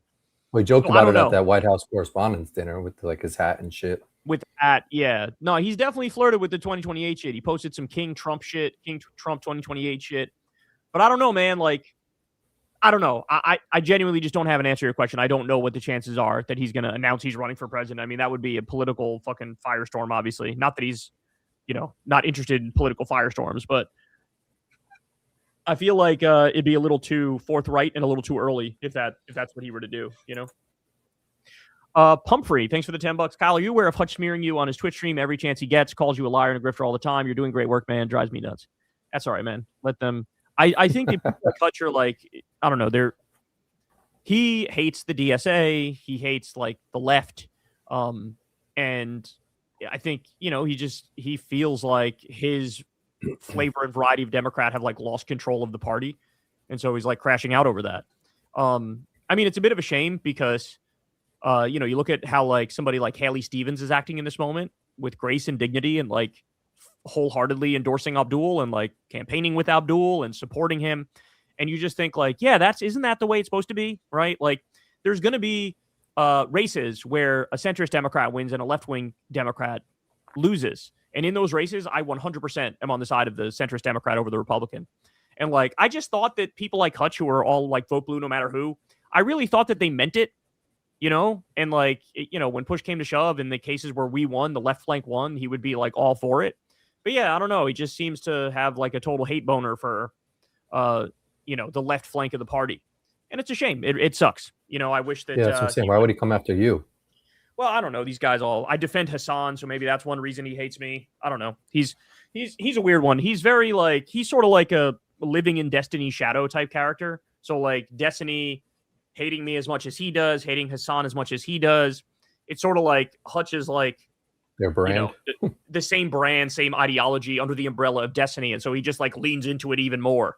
But I don't know. It's fine. Let him do what he's going to do. We'll be over here covering the news, talking real shit, not like this stupid streamer war, YouTuber war garbage. Nobody actually cares about that in the real world.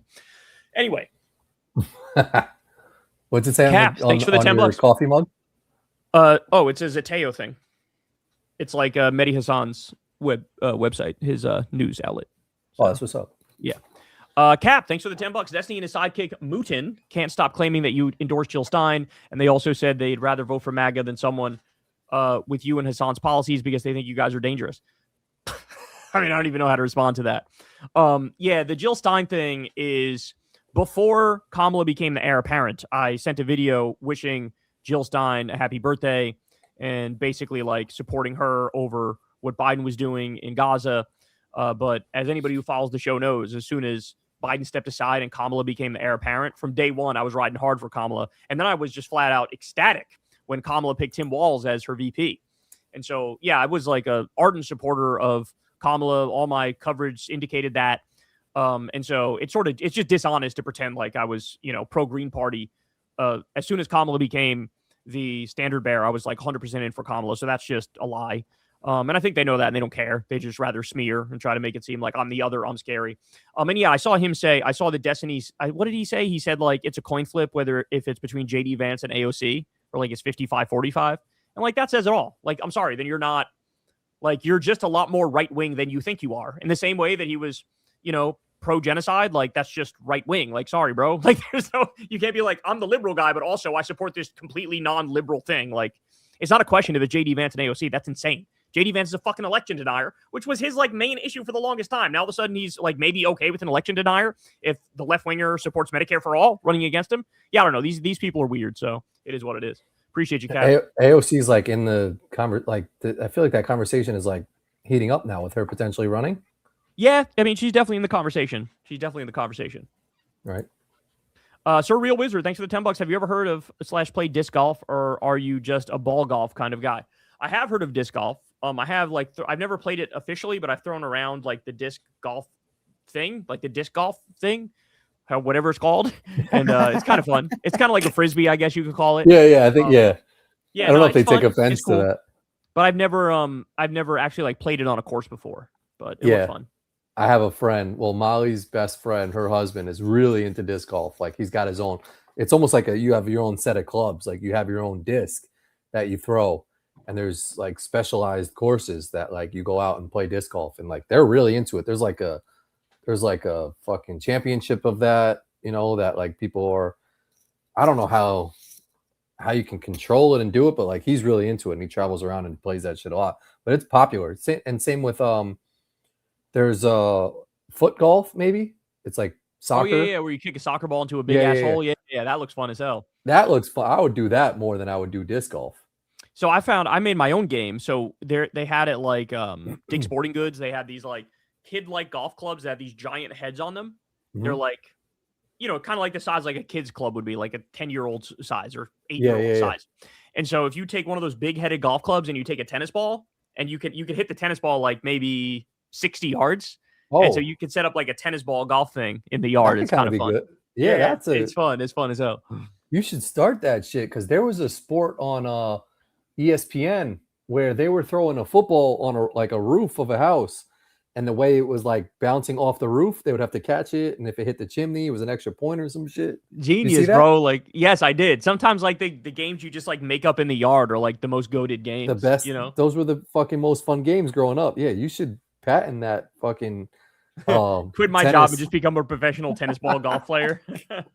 Well, they have spike ball is some shit you play on the beach, where it's like it's almost like a fucking trampoline for your ball, and you like hit it, and then like it bounces up and you got to hit it. There's all these types of games, and there's also like a frisbee game that's Can Jam is another one that was started. Yeah.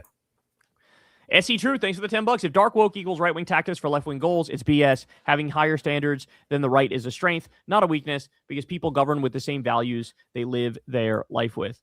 Yeah, I don't agree with that anymore. There was a time where like what you just laid out here was like my whole philosophy of politics, but I don't agree with that anymore. I just don't think it's true. I just think that the Michelle Obama really summed it up when she said, when they go low, we go high. And it's like, okay, well, what if they keep going low and we keep going high, and then they just like end the Constitution, destroy our elections, ruin separation of powers, destroy rule of law? Like, no, sometimes you need like to fight you need fire to be with fire. Fight fire with fire, and like the biggest, baddest dudes need to be on the side of what's right and what's just. And that means like doing whatever we can to lock up the criminal fascists, like lock them up and let them know like we're not allowing a crime spree like this again. And so dark woke is just an acknowledgement of that. Dark woke is just saying like, we no longer care. We know that the right wingers hate us, and that's okay. We hate them. And like in the past, we would have tried to, oh no, don't hate us. We're nothing to fear. We're kind of crazy. And it's like, now it's like, why are we doing this? You motherfuckers are crazy. You're the fucking problem. Yeah. That's dark woke. You know what I'm saying? Dark woke is in the first term, if I called Trump a fat retard, people would be like, bro, chill, because the word retard is ableist and the word fat is fatphobic. Don't do that. Mm-hmm. Now people just be like, yeah, I'm gonna let you cook because fuck him. You know what I'm saying? Like that's the feeling. So like that's what dark woke is. And I think like there's no other, we tried everything else but that, so it's time to do that, There would always be that shit in high school where it's like, the bully is picking on like the nerd, and it's just picking on him, and everybody's just, the principal will be like, good job not really, getting back at him and taking that, and you did a good job coming and telling me. But then the shit that always got the most respect is when the nerd would punch him in the face, and that shit would end and stop. So it's like sometimes 100%. You need to just punch somebody in the face. And guess what? The nerd who punches the bully back in the face is not the bad guy. And they're not equal to the bully. Like they're the good guy. And they get mad love and respect. I'm finally going to draw a fucking line. Exactly. I love that. 100%. Thank you for that example, because that sums up exactly what I'm thinking. Yeah. Facts. Jeffrey, thanks for the $10. I recently heard a Zionist while out walking, and he said, if you don't want Jews to have a homeland, then you must not want the Kurds to have a homeland either. Thoughts on the comparison made? Well, I mean, anybody can have a homeland. It's just a matter of like, you need to have equal rights for everybody in the homeland. That's all. Like, that's all anybody's saying is like, if you want to have a homeland, that's great. But you just can't say like, you guys don't count if you live in the homeland, or like, we're taking away your rights, or you have to live in that separate place. Like that's like apartheid, and that's segregation, and that's not cool. So that's all anybody's saying. You know what I'm saying? So like that's what my reaction would be. Thanks, Jeffrey. D-Blues guy, thanks for the $10. I love how the MSM quizzes Abdul El Sayed about Hassan Piker's comments. Can you imagine if the press would dig into all the crazy shit Trump supporters have said? I know. And the other thing, Adam Johnson made this point. He was like, all the centrist Democrats love Bill Maher and go on his show all the time. They never get asked about their affiliation with Bill Maher, and Bill Maher saying that the 9/11 hijackers weren't cowards. You know, like they use it just for the left. They only use this as a cudgel to hit the left over the head with, you know? You see the AI video of, oh, did I say this? Super Mario? Like, Yeah, you did with the fucking 9/11 shit. Yeah, crazy. Sherman, thanks for the $10. What's your guys' ideal outside temperature? I'm a major stan of summer, but these 90 to 100 degree days have been killing me, but I still don't want winter to come. Great question. Corin, I'm going to let you kick it off, and then I'm going to tell everybody my thoughts. Ideal outside temperature, I would probably have to say like between 78 and 84 degrees maybe would be good with me. But yeah, the 90 to 100 degrees days are, it's too hot and humid right now, man. Even I'm at a pool and I'm like, it's too hot. So I've always said this. I'm different than a lot of people when it comes to temperature because I like it hot outside, but I like it cold inside. So like inside at night, I keep that bitch 65 degrees. During the day, I like it at 69 degrees. Crystal likes it at like 72 during the day. I like it at 69 in the day. You know what I'm saying? So like, but outside, to your point, outside I like it hot. Summer's my spring and summer are my favorite, right? But I will say this, like coming out of winter, when you get that first like 65 degree day, oh, that's amazing. When you're used to like 38 degrees, 46 degrees, and then you get hit with a 65 degree banger, that 65 feels like chef's kiss perfect. Yeah. But if you ask me to pick a temperature that's like ideal, I'm going to have to go, let's go 76 degrees. We're going 76. I can fuck with 76. I'm going to go 78 actually, because I still if I was a mentalist, I was thinking 78, and I was going to say it before you said 78, but I was thinking 78. The reason why I'm going to go 78 too is because 78 is still warm enough to like be at a beach, but it's also warm enough where like you can go play golf and it's not too hot. You know what I'm saying? Like it's the do everything outside temperature. I'm an outside guy. I love being outside all the time as much as humanly possible. Yes. But to your point, Shermith, fuck the winter. And low key, I know I get a lot of hate for this one. Fuck the fall, bro. I'm not a fall fan. Because here's the thing. In the fall, you might even get a 78 degree day in the fall. To me, that day doesn't feel as good as a 78 degree day in the summer or the spring. And the reason why is I know that this 78 is about to be followed up with a bunch of days that are like 42 and the sun's setting mad early and I'm feeling depressed and I see the motherfucking leaves falling. Like, no, I like the party to never end in the summer and the spring. You know what I'm saying? I like it to be green leaves, beautiful grass, like birds chirping, you know? Yeah. I like your 78 where you can still have some sweaters in your closet where you don't have to like change up your whole shit. Like, it's like I could throw a sweater on and be good, but I could also throw like just a tank top on and be good or type of shit. Like, facts. When you have to switch up your whole wardrobe for some shit, it's like the weather is too extreme. 78 is ideal. Patrick Kling, thanks for the $10. President AOC with filibuster-proof Senate and House. What could be done to bring down price of groceries, houses, etc.? Any chance to get back to pre-greedflation days, pre-greedflation prices? How do we rein in corporate greed? So it's a great question, but first of all, let me just say, a lot of the inflation that's happening now is actually not greedflation. Like this is all directly tied to the Strait of Hormuz being closed. Like this is actually real. This is like there was a lot of greedflation happening during Biden's time in office, but now, no, they like the groceries just cost more. The gas just costs more because the Strait of Hormuz is closed and there's like a limited supply, and that means the high demand, low supply means price goes up. Like that's just economics 101. So this is like I think it's just a category error to talk about greedflation right now, given the fact that Trump is actually to blame for what's going on. But to the rest of your question, President AOC with filibuster-proof Senate and House, what could be done to bring down the price of groceries? I mean, the number one thing would be to end the illegal war against Iran. End the war against Iran, open the Strait of Hormuz, open Bab el-Mandeb, get the oil flowing again, right? Like, that's literally the number one thing you could do to bring down prices. Because, like I said, this is not like a price gouging issue right now. It's just not. How to get down the price of houses. See, that one's a tough one because I think the price is going to come down, but I think it's going to come down because of a crash. Like there's some evidence that there's like a crash in the housing market that's brewing right now. So the prices will come down, but it'll be accompanied with like a massive recession at the very least. So we'll see. But yeah, I find that one harder to believe because that like houses are just going up and up and up. But to your point, the only way it's going to go down is if there's a huge crash. Some big ass crash. Yeah. And there's got to be because like nobody has money. How are the Yeah. prices? Every house is $1 million, but nobody has money. You know, like how is that possible? Facts. You know what I'm Yeah. saying? Some people So, have yeah. money because I was out in the Hamptons for that basketball tournament, and there's motherfuckers with money out there. Bro, that's the Hamptons in the summer. That's like literally the know. top 1% out there. I You know. know, I like know. that's literally all the rich people. Bro, we Yeah. went to a bagel shop, and like the bagels were dumb expensive, and I felt like a broke ass motherfucker because in the front of the bakery there was a basket, and it said "day old muffins, $5." They had a bag of muffins. It was like 5 muffins in that shit for like, it was like $5 or something like that. I was like, I'm gonna eat those shits. A day old muffin, but I felt like that's what I'm saying. I felt like a homeless dude picking out the muffins compared to everybody else in the line in that shit. Because what was a fresh one? A fresh one was like $10 or some shit. It was like like $9 or some shit like that for one. You get a bag of them a day old for $5. I'm buying that one too. Shit. I'm buying that shit all day. I bought Yeah. it was a good blueberry muffin in that shit. Yeah, just take some butter, put it on, and then pop in the microwave for like 8 seconds, and you're good. 100%. That was like, I hope every store out here is like, if they had day old turkey sandwiches, I would buy that shit too. Some real news. Thanks for the $20, with a man. grain of Hassan's salt. 911 comments are idiotic. Dressing up as Mao. Why? Plattner, how many red flags were ignored? DSA want to abolish Senate and Supreme Court. Even Corin knows it's insanity. He's a normie. We can win without resorting to all this nonsense, bro. All right, so let's go through this one by one. The 9/11 comments, like I've always said, he was talking about blowback. See, the CIA concept of blowback.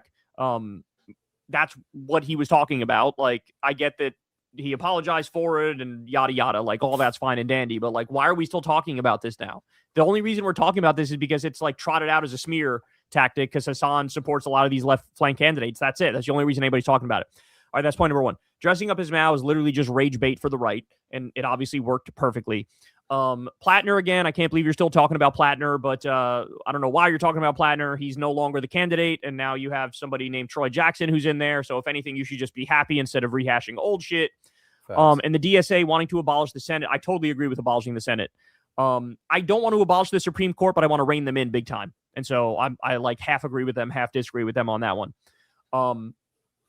Yeah. So anyway, I think that answers everything you're saying. I don't know why there's this weird thing that happens, like where everybody gets pundit brain and like everybody gets like, I'm the Democratic Party's messenger brain. And it's like, I don't know, man, in the space Hassan's in the space that I'm in, like our job is not to be politicians. Like we say what we're thinking and we cover like the news shit. And so like, I don't know, it's just weird to be like, this thing you said hurt them. And it's like, well, that's sort of like a them problem. Like my job is to talk about shit and his job is to talk about shit. And he can say whatever the fuck he wants to say and I can say whatever the fuck I want to say. Like I think that abolishing the Senate is a good idea. That means our system is more democratic. If we just have the House and not the Senate, then we would get more democratic shit through. Like small d democratic, not like Democratic Party shit, but like things people want.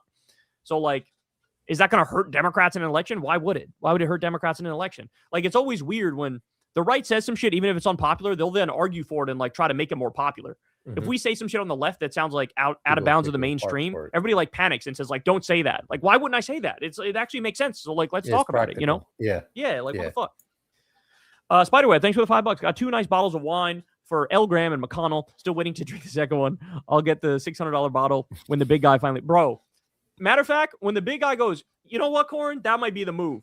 I got to talk to Crystal about this. Shit? I need her approval. Yeah, I need her approval for this. But low-key, it might be ace of spades when the big guy goes. And I might, like I said, I'm about to walk into the cigar store and be like, get me the most expensive fucking cigar, the best cigar you got. I want this to blow my fucking socks off, you know? Shout out, Spider. Trump ever went, I'll join you in that ace of spades shit. I'll put it on the credit card and fucking, I'll make it rain with you. Bro, it's happening. But yeah, soon, yeah, 100%. Yeah. But hopefully we'll be able to open that bitch. True. Jeffrey, thanks for the $5. Martinelli's sparkling cider is the non-alcoholic champagne of all drinks. I'm going to open a chilled bottle when Trump finally kicks the bucket. Yeah, bro. I mean, we'll have that. We'll have that. But I think I'm going ace of spades when that happens, man. It deserves it. It's nothing's ever deserved it more than that, you know? Yeah. No, those glass bottles are next level. That's what I was going to say earlier was like my daughters love. There's a Japanese like drink that they have at all the hibachi places. Oh yeah, the Japanese soda? Right? Yeah, and it's got like a little ball in it that you have to push down. Yeah. That's Japanese soda. That shit is banging.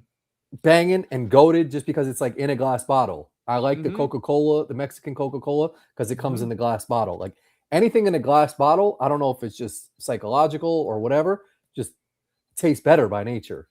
Yeah, and like I haven't heard shit about, oh, you drink out of a glass bottle, that's bad for you. But I hear that about like microplastics and out of plastic bottles all the time, you know? Glass, yeah. If something came out that like drinking out of a glass bottle was bad, I'll be like, nah, fuck you. Because I have more disdain for drinking out of the boxed water shit. Like drinking out of a fucking box to me is like you're gonna pick up some type of chemically type of shit. And that's a popular drink. There's like a boxed water company. I don't even know that. I think like drinking shit out of a box, like Vita Coco shit is in a box, like a carton type of shit. Yeah. That to me sounds like some shit that would have some more like cancer causing type of shit. So fuck boxes. Time Bandit, thanks for the $10. Kyle, you got to do a segment on Mark Levin's monologue where he basically said we fought wars in the past, therefore we should now shut up and about affordability, you stupid young people. Yeah, you know, I actually had that in the rundown. It didn't make it for the show for tomorrow, but maybe the day after. I might throw that bitch in there. Appreciate you, Time Bandit. You shared the news with Crystal and Sagar? Oh no, I don't think that's been mentioned publicly yet. Okay. So we can't say anything else. But it'll be cool. It'll be cool. Crystal and Sagar have quite a surprise for everybody. Y'all just wait for it. It's gonna be cool as hell. Nah, you're good.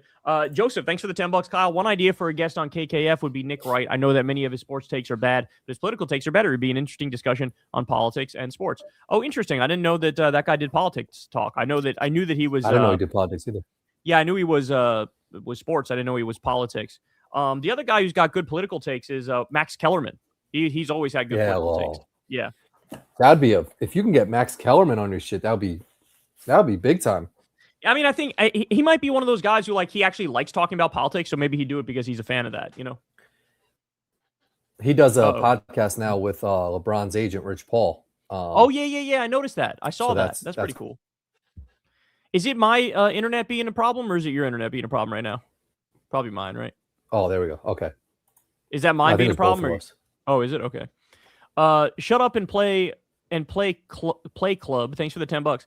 Regarding a Peter Thiel UFO brainwashing theory, one of the main UFO news sources the last few years has been YouTuber Jesse Michaels. Like JD, used to work for Thiel. In my opinion, one of the many Thiel brainwashing assets. That's fair, bro. I can totally see that. That's fair. Peter Thiel's got his fucking tentacles in a lot of shit, and that's one of the things right there. So appreciate you, bro. Thanks. Shut up and play. Jagger, thanks for the $10. I find it annoying how leftists just brush off extreme wokeness as woke one was crazy, as if it didn't destroy people's livelihood for even the smallest disagreements. AOC would get curb stomped in 28.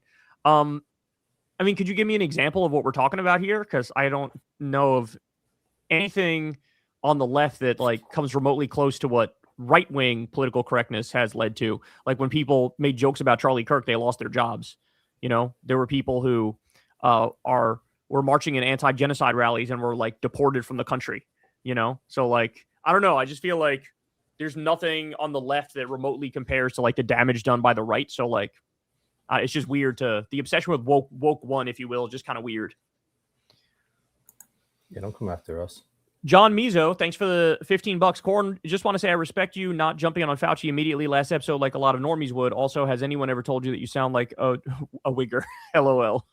Yeah, bro, we're from New York, bro. That's what New Yorkers talk like. Yeah, I wonder where John's from, but that's how we talk, man. Yeah, I don't know. I didn't get everybody fucking getting on my guy Fauci, man. Yeah, he might have fucked up a little bit, but also who didn't fuck up during the pandemic, man? We were trying to figure shit out. And Fauci's a New Yorker, so let him rock. But he fucked up a little bit, right? I mean, yeah, but it's nothing like the right makes it out to be, you know? They make it out to be he fucking planned the pandemic and poisoned everybody and wanted to do. He was just doing his job. He was trying to figure shit out. I know. Yeah, totally.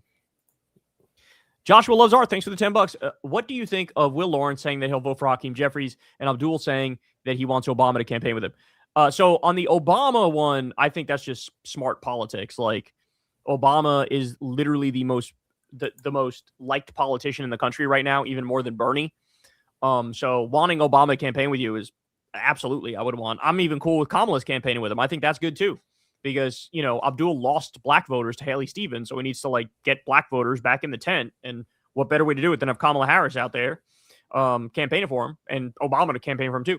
So I love both of those things. I got no problems with it whatsoever. I think anybody's criticizing Abdul over that is just way too online. It's one of those things that's like way too like, what do you want? Like, do you want to win or not want to win? Like, that's my question for anybody who would criticize Abdul over that. On the Will Lawrence thing, obviously my initial reaction is like, I don't like it. I don't like the fact that he said he'll vote for Hakeem Jeffries. But my guess is the reason he's doing it is because he wants support from the Democratic Party in his race in the general election. That's my guess, because it's a swing district. So he's trying to like unlock Democratic money to come help him defeat his Republican opponent. So that's my guess. If I'm steel manning him, my guess is the only way he'll get support is if he says like he'll support Hakeem Jeffries. So there's like a logic to why he's doing it. But at the same time, if you're an insurgent left flank candidate, like there's some lines that you kind of probably shouldn't cross. And one of them is probably like just bending the knee to Hakeem Jeffries seems like, seems like a bad idea. But I have to hear like, what is his reasoning? What's his explanation for it? Because I'm sure there's something I'm missing. In the same way that like Zoran Mamdani, he went to DSA and said, don't endorse Hakeem Jeffries' challenger, Chi Ose or whatever his name is. And the reason he did that, Zoran, is because he made a deal with Kathy Hochul. Kathy Hochul said, don't endorse against Hakeem. That's a red line for me. And so Zoran made a deal with Kathy Hochul. Okay, but if I do that, you need to sign off on my agenda, right? Like you need to let me rock with all my shit, raising taxes on the rich, like the whole shit. And she was like, deal. Like you got a deal. If you lay off of Hakeem, then you got my support for whatever. And so it worked. So like initially I was criticizing Zoran, but like when you look at the big picture, there's a reason he did it and it worked, right?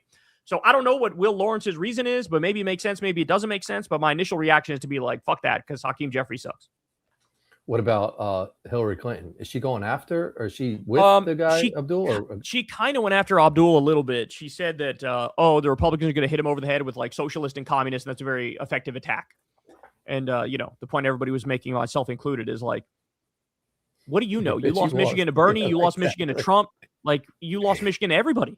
Like, yeah, what the fuck? He won it. You lost it. What are you doing? Shut up. I feel like she's always chiming in at moments where it's just like, yeah, we don't need you to chime in. Like, and that's the one, like, no, we don't need her to campaign for us. You're good. You can go away. Obama can come. Kamala can come. Hillary, sorry. You can go away. You're good. We're good off that. Yep. Yeah. Mm-hmm. Oh. Jason Control, thanks for the $10. How much faith can we have in the average voter not to blame the elected progressives when the economy and everything else goes to shit? Trump already blaming communists for destroying the country. Well, it depends, right? The timing of it depends. Like, my guess is the economy is going to really collapse within the next couple of years while Trump is in there. So, like, the Republicans are just going to get blamed, and you're going to get, like, wall-to-wall Democratic support. So, that's my guess, right? Like, that's my guess is it's all going to go belly up before the Democrats come in, so the Republicans will get blamed. Now, it's possible, like, it gets held together with duct tape and bubblegum, and then the progressives get elected, and then everything immediately goes belly up. But in that scenario, the progressives have an opportunity to really, like, flex their ability to govern, where, like, they can actually deliver universal programs and try to fix the system. So, we'll see. Geez, Sin, thank you.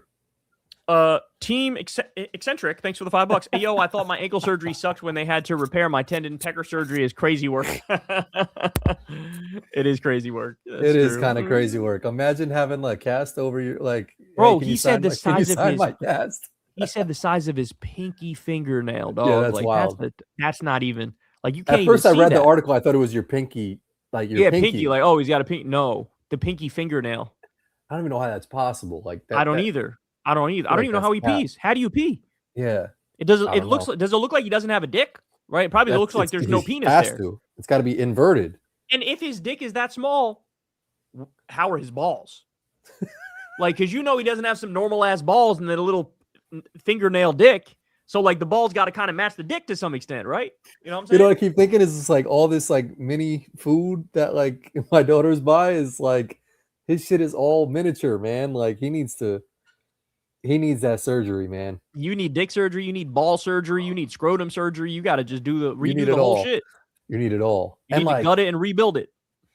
But like to his credit, he's kind of gotten enough notoriety where like a female might be like, I'm kind of intrigued by that shit. I want to see what's up. Like he's kind of put himself back on the market by doing that, It's like you I can put that in your You could How put that in small your is it? dating profile. Yeah, like it's like I used to be, but now I'm like it's like Yeah, but even if they fucking read swipe it, right. like, there's no way they could give him like a 7-inch dick, right? Nah, Like, no shot. Like yeah, that's there's no that's shot. gotta be unhealthy. There's or no like shot. Yeah. So like, I don't yeah, know, like man. even like when you get hair plugs, there's a certain extent of how much hair you can get. There's got to be a certain Yeah, they got to extent take of it like from the how much donor dick area. you can get. Yeah. Yeah, like and So if your balls that's are rough. matching your yeah, you're Because you right. can't have like, oh, I increased my size 300%, and your shit is still like the size of the pinky. Yeah.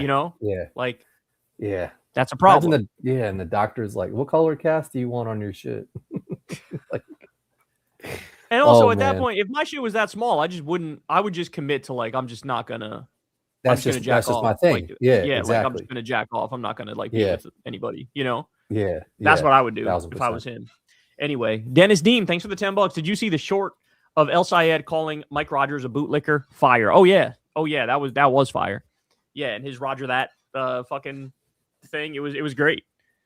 Yeah, no, he's got it, man. He's got that talent. He's got that ability. He's quick on his amazing feet, like the shitting quick in the on his Oval feet, Office shit. With amazing the on the Trump thing. campaign trail. Yeah, totally. Yeah, no, Gangster. he's got a high ceiling, man. He's got a high ceiling. We love to see it. Fernando, thanks for the $10. I just saw that the geography dude from Barstool Sports on YouTube was sent to Greenland a couple weeks back by Barstool, avoiding any explanation for the visit. I don't know, kind of odd. Yeah, definitely odd. And they're doing some fucking. They're like illegally doing oil drilling in Greenland when Greenland was like, you can't do that, and the U.S. was just like, we're gonna do that, and it's like, okay, that's not cool. This is already like some invasion type shit. Very disturbing stuff. So Barstool's trying to like get ahead of the story? No, Barstool, maybe they were sent there by the White House for some reason or another. That's I think what the implication is. Yeah. Oh wow. Yeah, I mean Portnoy was like cozying up to Trump. He did an interview with him. He's a fucking bitch. Wouldn't surprise me, yeah.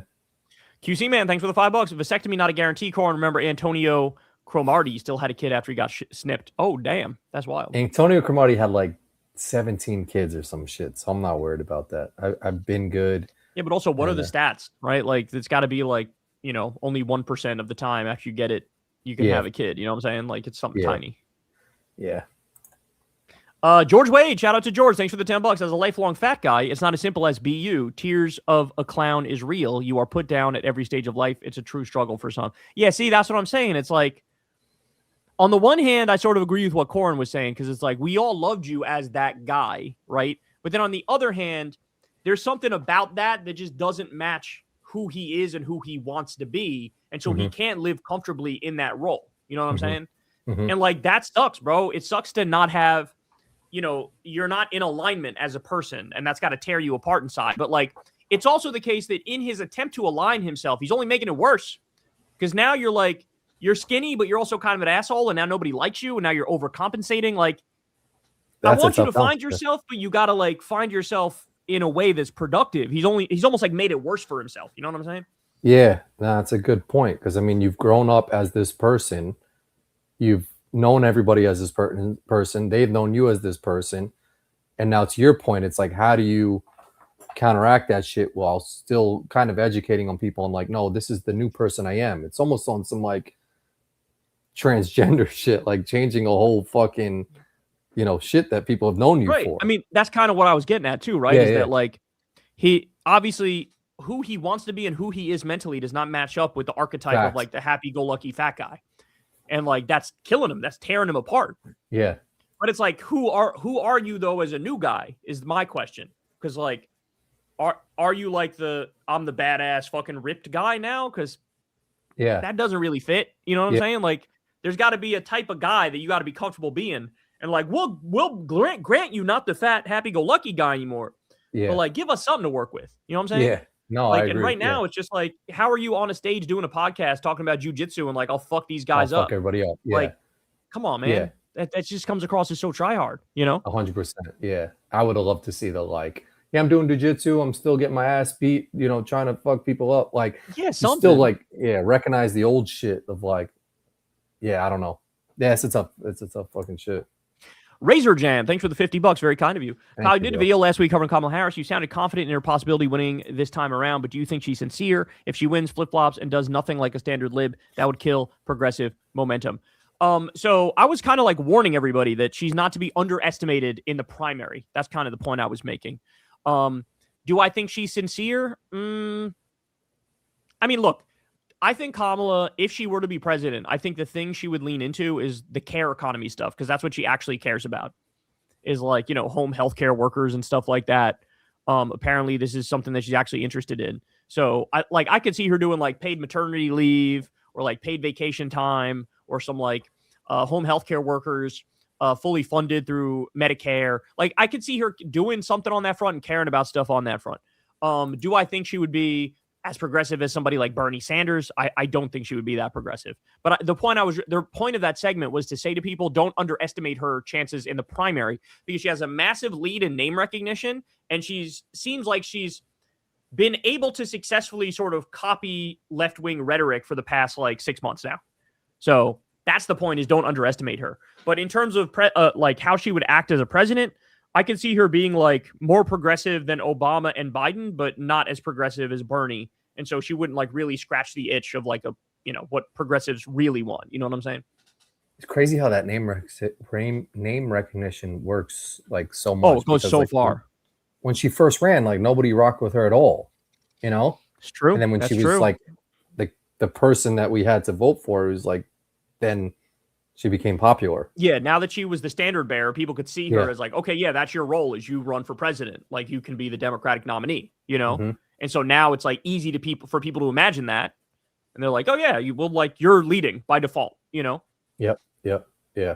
Thank you, Razor Jim. Pentaxenstein, our boy, thanks for the $50, my friend. Very kind. Thank you, bro. For my wife, Lauren, to be delivered to Crystal. She looks so pretty today. Make sure you tell her. She's also relieved by the lack of felching mentions in your recent vids. Nothing but love for you guys. Well, thank you, Pentaxenstein. I appreciate it. I would actually shout it to Crystal right now, but I think she's asleep.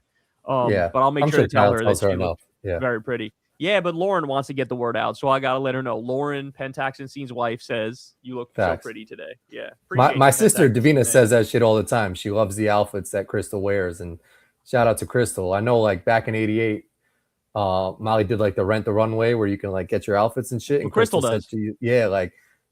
That's a good company. But Crystal's always first, like with the freshest shit. Like she's always on point with like her appearance and just like, looking good.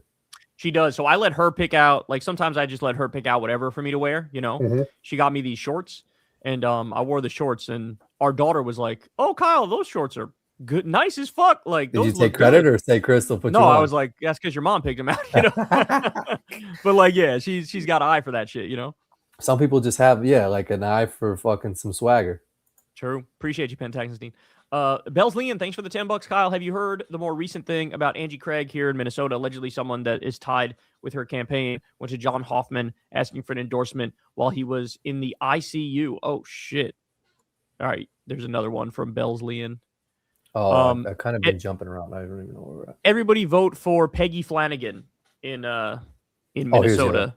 Not Angie Craig. And now he came out with it. They're calling him a liar, which is pretty wild. Yeah, well, vote for Peggy Flanagan, y'all. Vote for Peggy Flanagan, right? Isn't that the race? Peggy Flanagan versus Angie Craig. Where's that, Minnesota? Minnesota, that's right. Yeah. Yeah, that's kind of crazy. It's a very self-absorbed thing to do for Angie Craig. The reviewer, thanks for the $10. Me and my brother voted for Oliver Larkin this week. My parents voted for Moskowitz, so it evened out. Damn. Well, that sucks about the parents, but that's awesome for you and your brother, man. Shout out to you guys. Love hearing that.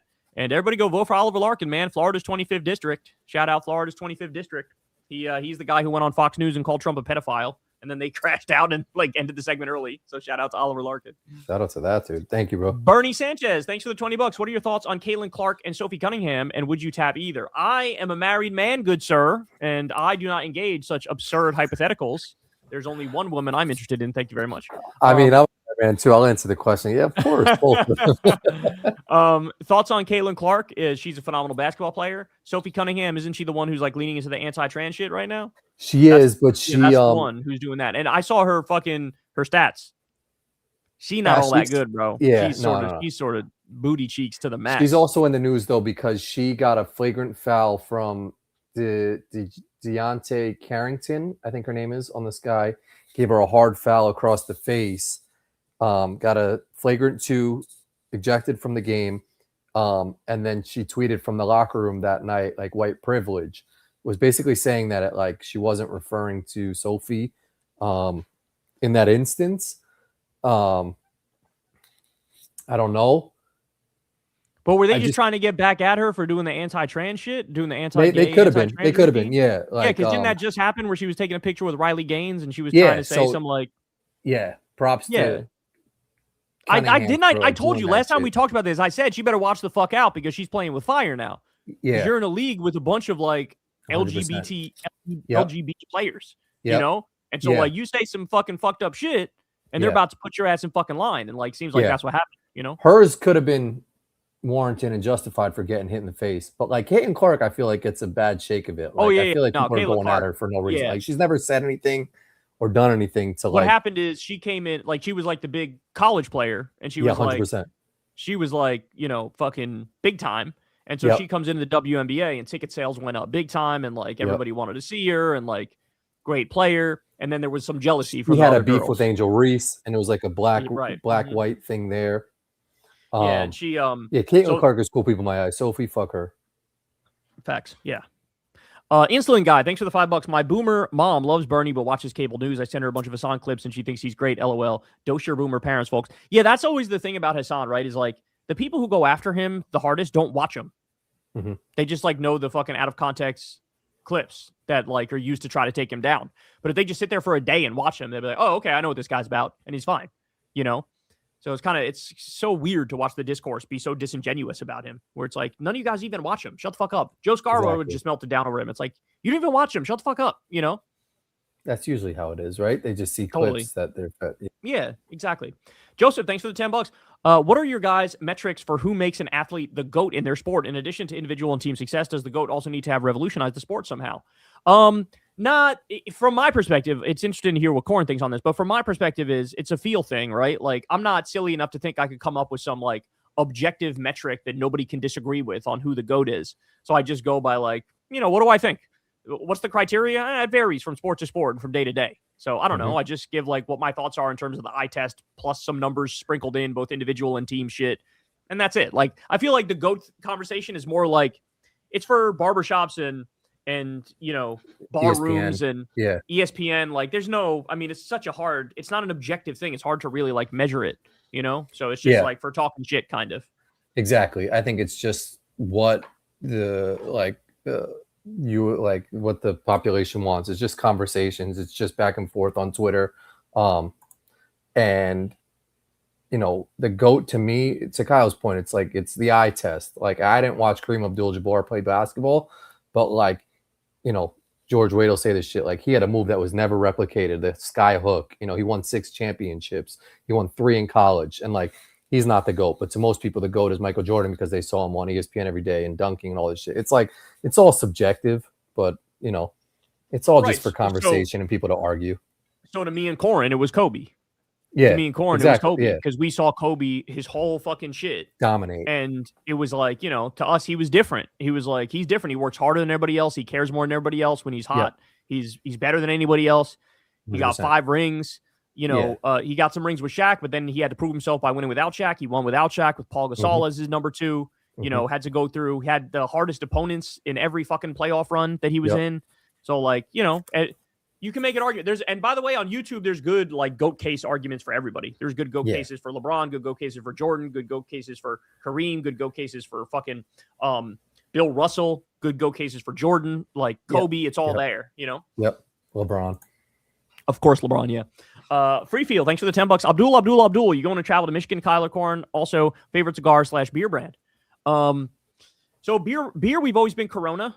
Always been Corona. Cigar, I don't know enough about cigars to answer that question, but as I told you guys, I have a humidor now, a little humidor, and I'm getting a bunch of cigars for all the victories that we have upcoming, including. So you're getting into cigars a little more, or like? Well, no, only for like victory shits, like when we win some shit or there's reason to celebrate. That's when I have cigar, basically. So but I don't have an answer on what my favorite is, because I don't know anything. I don't know enough about them to be able to comment on that. Yeah. I will say that the one I just had for Abdul's victory was good. It was like a Virginia something or other. Very, very good. It tasted like smooth. I really enjoyed it. and yeah, Corona on the beer. And I don't plan on traveling to Michigan. I've been but, drinking. You ever have Crystal might want to go with me, so we'll see. What were you gonna Kona say? beer? It's like Never Hawaii had it. Kona beer. No, never had it. It's good. It's smooth. It's like a golden. I've been drinking it a lot more. They have like a Kona Big Wave, is just like a golden beer, and then they have like this mango shit. And apparently, if you like mix the mango with the golden one, it makes this special fucking concoction. And if the bar has it on tap, it's like it's called something, and it's a good mix. I like that shit a lot. But yeah, Corona's always been our shit. Lately, people have been buying a lot of Modelo, and that shit in a cold glass bottle kind of slaps too. Oh, interesting. So shout out to those Mexican beers. Yeah. CK Progressive, thanks for the $10. CNBC reported that the SPR is now below 300 million oil barrels. They also said that the minimum needed for the SPR is 70 million barrels. If true, then in my opinion, the world will get dragged out into 2027. Well, Iran already came out and said that they're not going to open the strait until Trump's gone now. They said that. What? And so, yeah, because there's no way you can make a deal with them. Yeah, so rocky road ahead. Iran knows that, like, Iran is literally going to try to help the Democrats in this election and hurt the Republicans because the Republicans have fucked them over so many times that they're like, anything's better than Trump. And so, like, they're like, fuck it, we'll turn the screws on you. We'll lead to an economic crash, and the Democrats will come in, and then we'll talk to them, you know? Oh, there was a video I saw of Triple H was like doing this shit where he was just like going off the turnstiles back and forth, but clearly missing his opponent. And they're like, this is Trump trying to get a deal with Iran or some shit. 100%. Yep. Mm-hmm. I'm going to take a piss real quick. Okay, bet. MacMan, thank you for the $10. If the dollar goes down and is no longer the world reserve currency, how does that impact the ability to fund programs like Medicare for All and free college if they were implemented in the future? It's a great question, my friend. And that's why Trump is so devastating and horrible, is it actually impacts the ability to do that. Because without the dollar as the world reserve currency, that means the dollar sort of collapses. We could have hyperinflation. We totally need to reorganize the way our system works at that point, right? Like, we take a lot of things for granted right now. Like, we take for granted that our debt doesn't really matter because we're the world reserve currency. But as soon as we're no longer the world reserve currency, our debt matters. And then all of a sudden, it's like we actually have to pay down our debt. And that's sort of like impossible given the extreme amount of debt that we have. And so, like, our leaders have really sort of royally fucked us going into the future. And I don't know, man. I mean, my honest answer is that it becomes difficult to do those programs at all once we are no longer the world reserve currency. So, I mean, the real thing that a U.S. president should be working on is repairing our relationship with the world, because we got to try to not lose our status as the world reserve currency. We're too reliant on the way that system works in order to change that. I'm actually going to go piss real quick too, Cor. So. Okay, bet. Let me see if there's any. No one's sending shit in for me, man. What the hell's going on over here? Can I get one from my guy?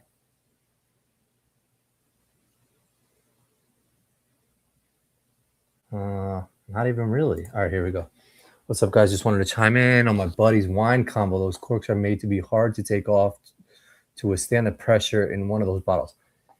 Yeah, I get that, but also, like, is it going to make that much of a difference in the wine taste that they got to put that shit on so strong that you have to put a wine opener and fucking like, when you have to spin that shit more than 5 or 10 times to get the cork out of there, and then on top of that, pull it, that's too much work to, like, taste wine.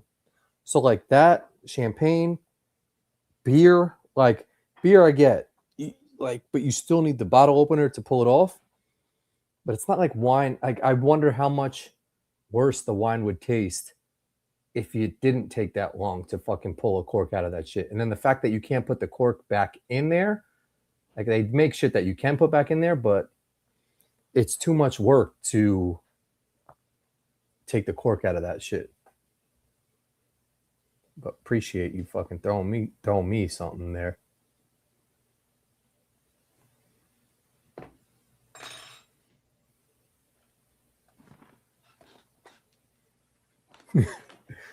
You saw this one? It, like, What happened?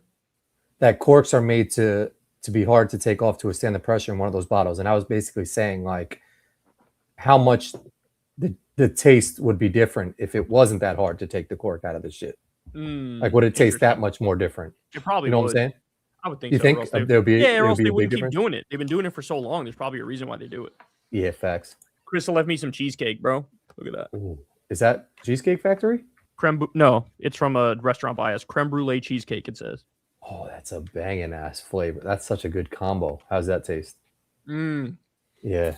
I was not a cheesecake fan until like I went to Cheesecake Factory and they were like, you could have Oreo cheesecake. It's not even like cheese, it's like Oreos. And like to that, they have creme brulee cheesecake. Like there's banging flavors of that shit. Shout out to cheesecake. Facts.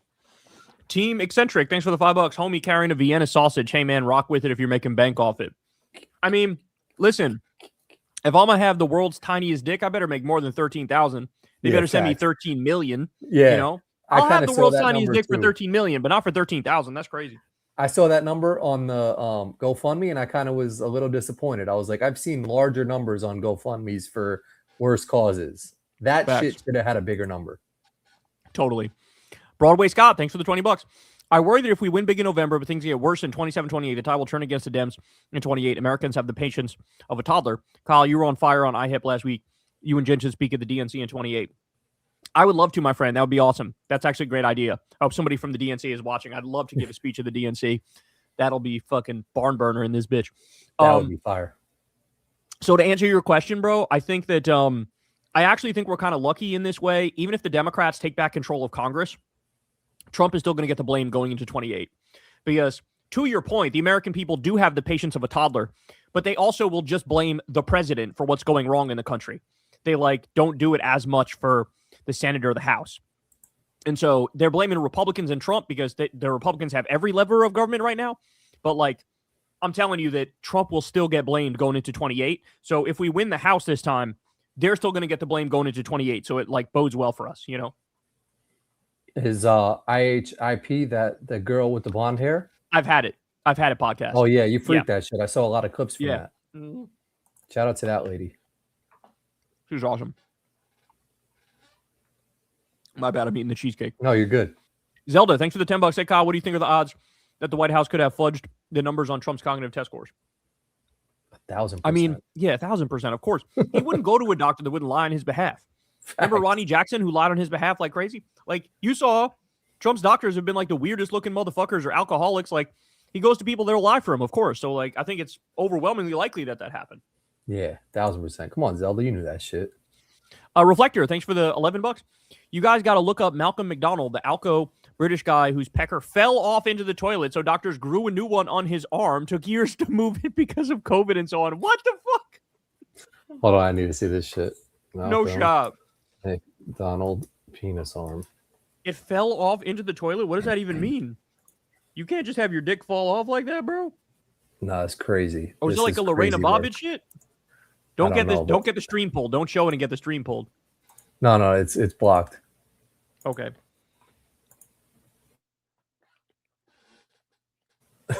That's wild if that's true.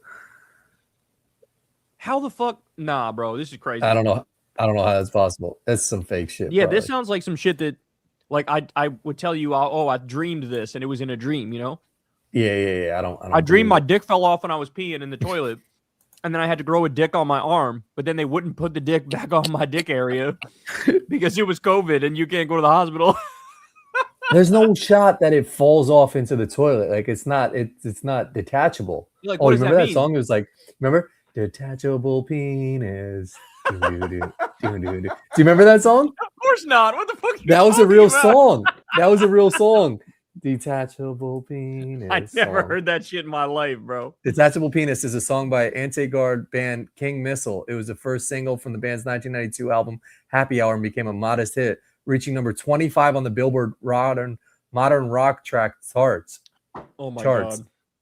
That was a banger. I'm surprised you never heard that one. Bro. Oh, shout out Detachable Penis. I still can't get over his dick fell off while he was peeing. Come on, man. Would you accidentally take scissors and snip it while not paying attention? What the fuck is that? Yeah, I don't know how that shit fell off. All right, Nathan, thanks for the $10, man. Good day, boys. In the UK tomorrow, Count Binface is up against Nigel Farage in a by-election, a rare chance to knock out their Trump their Trump from politics. Can we get a video on it, Kyle? Corin, favorite Pokemon? No promises on that, but I will give the patented Kyle anti-endorsement against Nigel Farage. So He's no good.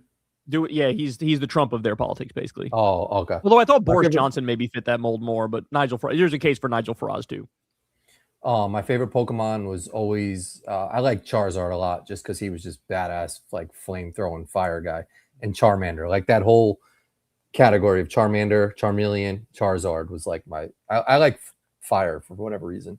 I was a Blastoise guy myself. Blastoise was gangster too. Yeah. I was a Blastoise guy, but my favorite was always Mewtwo because it was like the one card that was like the most rare when we were kids. Yeah. So I always wanted that shit. Never got it. Never got that one. Yeah, I like the boxer too. You remember Mancho, like Manchuwak? that was the Chinese place by me and Corin growing up. Oh no, it was like Manchu Punch or something like that. Man, what was somebody will say it? Look in the comments. Somebody saying that bitch right now. I bet.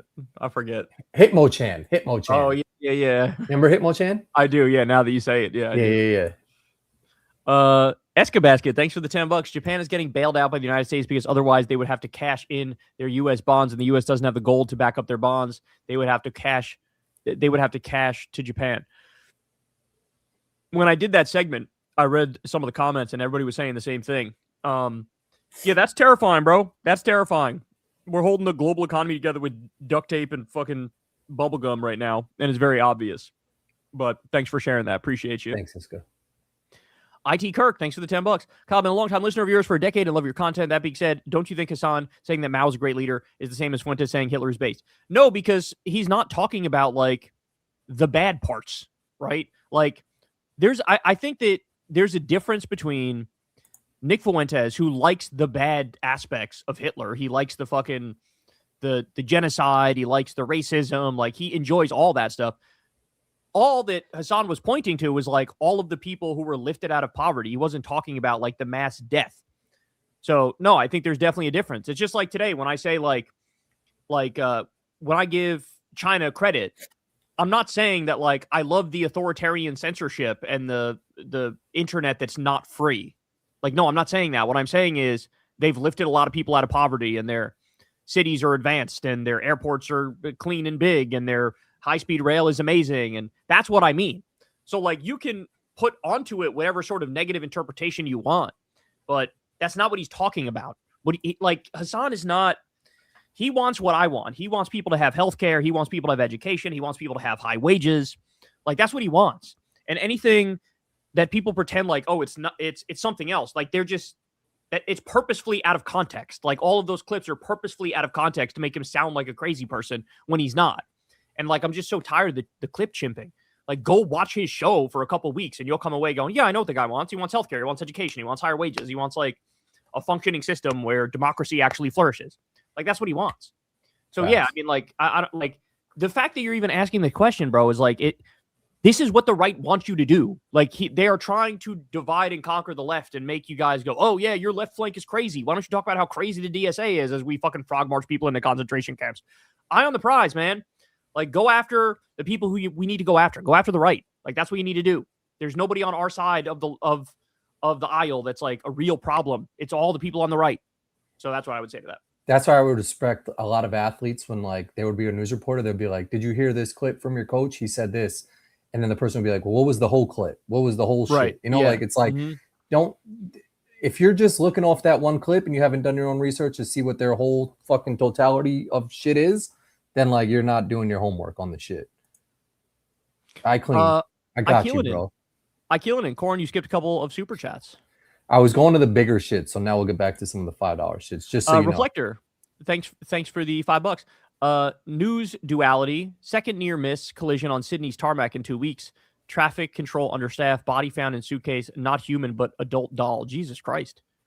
Sounds like you guys are having some issues over there in Australia. Yeah, that's kind of wild. Damn, because my buddy, shout out my boy, way worse than that. Was he's in Canada now, but he helped build the Australian like airport, so he might have fucked up. Blame him, everybody. Reflector, thanks for the $5. It's my B-Day 37. Kyle, can you please do a UC me and Corin We're down by the Safeway. And raspberry, ideally a finger, strum, and lips one. Thanks. I'm not sure the raspberry thing you're talking about, but you're talking about. Me and Corin was down over there by the Safeway, bro. Anyway, that's that. We got you. I don't Happy get the rest of birthday, it, bro. but yeah, happy birthday, man. 37. You're right behind me, man. Right in line with Corin. I think he's the same age as you, right, bro? 38. Well, you just turned 38, though. Yeah, I was right there. 37, Yeah, like Molly's 7 seconds age. ago. Yeah, exactly. The Grand Region of Viltrum, thanks for the $5. Mamdani Caliphate has expanded into Maine and Michigan. Wisconsin, Minnesota, and Florida are next. Michigan is now called the Abdul Abad Sultanate. Yes, I love that. Like we support that. Abdul El Sayed should wear a tan suit to his swearing-in ceremony while eating a burger with Dijon mustard and doing a fist bump with his wife. I would love that. In an alternate universe, Haley Stevens is a joyful and energetic middle school history teacher with a very strong interest in Middle Eastern history. Totally. I could totally see that too. Shout out, man. Good Thanks, comments from Grand Regent. Scheistermeister, thanks for the $5. Bill Maher smearing students as anti-Semitic is peak irony considering he used to finger wag at leftists for annoying and outrageous claims of bigotry. Exactly. Like that's the whole right-wing thing was like, all these lefties call everybody racist who they disagree with. And then if you say like anything critical of Israel, they go anti-Semite. It's like, but no, bro, I thought we were against false claims of bigotry. So yeah, fuck them. And fuck Bill Maher. Fuck Bill Maher, yeah. Wes Nelson, thanks for the $5. Top 5 words to trigger MAGA, AOC, California, COVID, Obama, and Biden. Any additions? Hassan Piker. Hassan Piker, Jennifer Welch. Yeah, that's what I would say. Yeah, those work. Wes Nelson, thanks for the $5. Wasn't the lady who interviewed Abdul on Meet the Press the one who was cozying up to Stephen Miller at the White House Correspondents' Dinner? Ah, good point. Very, very good point. I forgot to mention that in the segment. That's right. That's exactly who it was. Shout out to you, Wes, for being that keen observation there. Thanks, Wes. Philip Nelson, thanks again. Hey, Kyle, who do you think is the most disappointing politician besides John Fetterman? That's a good question. I don't know if anybody beats Fetterman because Fetterman was one of us and then became one of them. He was a Bernie guy, and then he became like, a Manchin type. Yeah, he's a punk. So I don't know who could be worse than that. I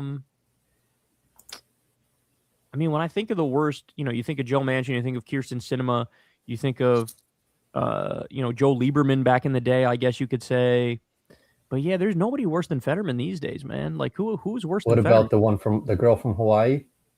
Oh, Tulsi Gabbard. She was a turncoat too. So yeah, that's a good one, Core, because that's the same sort of mold. She's even worse because she's literally in the Trump administration. Yeah, but then you also have like, the Democrats who like Moskowitz said, he called himself a Ron DeSantis Democrat and he supported Trump's war against Iran.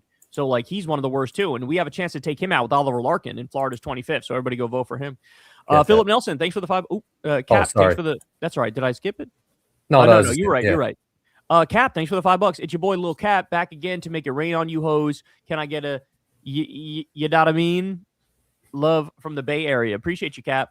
Thanks, You're Cap. the man, bro. One more. Thank you. Kyle, please consider incorporating some nice pocket squares into your suits. Also look into blazers with wide lapels. They look far more elegant. Okay, I will do exactly that, my friend. See you, Cap, with the fashion tips. Yeah, Cap's for like real. 900 here. Kyle, would you ever consider going clean shaven again? That beard is a little patchy, homie. Also, the brown hair needs a comeback. Well, I hate to disappoint you on this one, Cap, but that's not going to happen, bro. I'm serious when I say that the beard makes me look a lot better. I've seen Hassan get absolutely dogpiled when he shaves, and I think he's able to pull off clean shaven better than me. And so the beard is staying, and the hair is staying too. Because at this point, if I were to go back to dark hair, it wouldn't look normal. It would look wrong. Like it would look really dyed because it would be really dyed. You know what I'm saying? Well, I sent you a video. I had old footage from the first Politicon we went to, and you had 2018 like brown hair. And I even looked at it. I was like, he looks like a totally different person. Like it two different people. That's right. I like this look on you. I mean, yeah, like I'm sure get used better. to that. Yeah, exactly. I'm telling you, bro, it's the old white guy trick. Like as white guys age and their hair goes white, one of the moves you could do is just dye it blonde, and then people can't really tell the white because it's like white and blonde. You know what I'm saying? So it's a good trick. It like works to mentally trick people into thinking you're younger than you are. Mm-hmm. Anyway, Cap, thanks for the $5. Kyle, a $95 bottle of champagne ain't shit. You can afford much better than that. Cheap ass. Try Dom Perignon, $400 bottle, but worth every penny. I feel like I've had Dom, but I haven't had an expensive bottle of Dom before, like at weddings and shit like that. But no, that Moet was fire, bro. I'm telling you, if you told me that bottle was $600, I'd be like, yep, this shit tastes like it's $600. You know what I'm saying? So highly recommended. Do you look at the Vanguard boys' progressive voice? Rest in peace as your sons. They should just call you daddy at this point. It's a good question. Shout No, out to I do Vanguard. not. Vanguard are awesome. Shout out to them. And man, they've been working for a long time now. They've been doing this for a long time. Like they are seasoned veterans at this point, you know? Yeah. Progressive voice, didn't he come back recently? I think he came back recently, if I remember correctly. So shout out to Progressive Voice also. That's the little dude, right? Or no? Well, he's not little anymore, man. He's in his 20s and shit now, you know? That was the dude from, like back in the day, right? Back in the day, yeah. He was the original Vanguard. He was the original progressive TMZ. So I think he came back recently, although I have to check out the channel. But no, there's like it's like anything in life. Like, you know how when you go to school, there's like class of 2010, class of 2009, class of 2008. Like that shit is the same with progressive YouTube also. Like, you know, I'm an OG, but there's like TYT's been longer than me. David Packman was longer than me. Yeah. There's like, you know, like there's a new draft class every year. There's a new draft class every year. And like these guys are, you know, part of the class that was below me, right? But then there's also like, you know, think of David Dole of the Rational National, Mike Figueredo of the Humanist Report. Like these guys also came just after me also. And so like everybody gets inspiration from everybody that's ahead of them. You know what I'm saying? And that's just par for the course, you know? So shout out to all those guys. Shout out to Vanguard. They're all freaking. I commented on one of their shits because they didn't show me love on the super chat video they did, and then the next video they did. So props to them for that shit, because I was about to go and Corin enforcing agreement like Trump in there. Like, I'm flying out to Kansas City. Where the fuck we at? I'm gonna get some barbecue, snuff you in the face, and then go eat my barbecue. Sherman, thanks for the $5. Hope we're ODing on some normal ass shit. Love y'all. Love you too, man. Appreciate you, Sherman. Diego, thanks for the $5. Now that Kashama lost her race by 40%, will she spend the next 3 months attacking Mamdani, El Sayed, and the DSA for being fake leftists? Yes. And I saw some spicy nuclear hot takes that were bombing left-wing independent media for Kashama Sawant not getting past the first round. I got bad news for you. We couldn't do shit to drag her across the finish line. It ain't got nothing to do with us. That's her problem, you know. People are cooked. Path of Then, thanks for the $5. So Iran, Colombia, and Venezuela conveniently had earthquakes. Nah, where's our $1 trillion military budget really going? To blow up little girls in Iran and to a bunch of billionaires building yachts and doomsday bunkers. That's what I think's happening. Appreciate you. Sir Cosmo, thanks for the $5. I volunteered for Abdul on election day. Did poll greening at voting location. Felt good seeing him win. Awesome. Shout out to you, senior or senior Cosmo, whatever it's supposed to be. Yeah. You are awesome, and I love that you helped Abdul, and I'm sure he does as well. Cap, thanks again, man. Kyle, check out the EDP 445 documentary that dropped today. They used one of your clips also, and also EDP called you a liberal sissy. What's EDP 445? Do you know what it is, Corin? when I read EDP, I think of eau de parfum, which is a concentration for fragrances, for cologne. Oh, that'd be cool if a fragrance thing was shitting on you, because then like you're in the fragrance world. But I don't think it's not that. It's not that. It looks like it's a documentary. Here, let me type in EDP 445 into YouTube, and I'll EDP 445. Okay, let's see. One day ago. Yeah. Oh wait, it's a. Oh no. It's. I was gonna say, is it a Penguin Zero thing? But it's not. It's something else. Sick Mind of EDP 445 official documentary trailer. They gave EDP exactly what he wanted. EDP documentary is crazy. EDP 445 is way worse than I expected. It's a horror movie. Wait, what the fuck? How can it be a horror movie? People are saying, okay, don't look it up. EDP is, and I regret it immensely, but they're not saying what it is. No one knows what this shit. I think it's fucking some trolling shit. Because usually people will say what it is, but no one knows. Yeah, I see Penguin Zero did a video on it yesterday, and it's only 12 minutes, so maybe I'll watch what he's talking about when we're done here. But anyway, yeah, it sounds like they're trolling me that I'm in that shit. Yeah. Right. Diego, thanks for the $5. Jenks gushing for Tucker's right-wing third-party platform confirmed that these days TYT is objectively worse than MS Now. Yeah, I saw some of his comments on the Tucker thing, and I mean, he keeps saying stuff like, I'm going to take yes for an answer, and it's like, my brother, he is not with us. Stop pretending like he's with us. He's not with us. He's never going to be with us. He is going to take all of this energy that he's using and redirect it into supporting JD Vance when he's the nominee for the Republicans. That's what's going to happen. He's going to do the same thing RFK Jr. did, right? When RFK Jr. was like running for president, then he dropped out but endorsed Trump and made like a deal with Trump. You're going to see Tucker does the same shit to get all of his people to support JD Vance. That's what's likely to happen.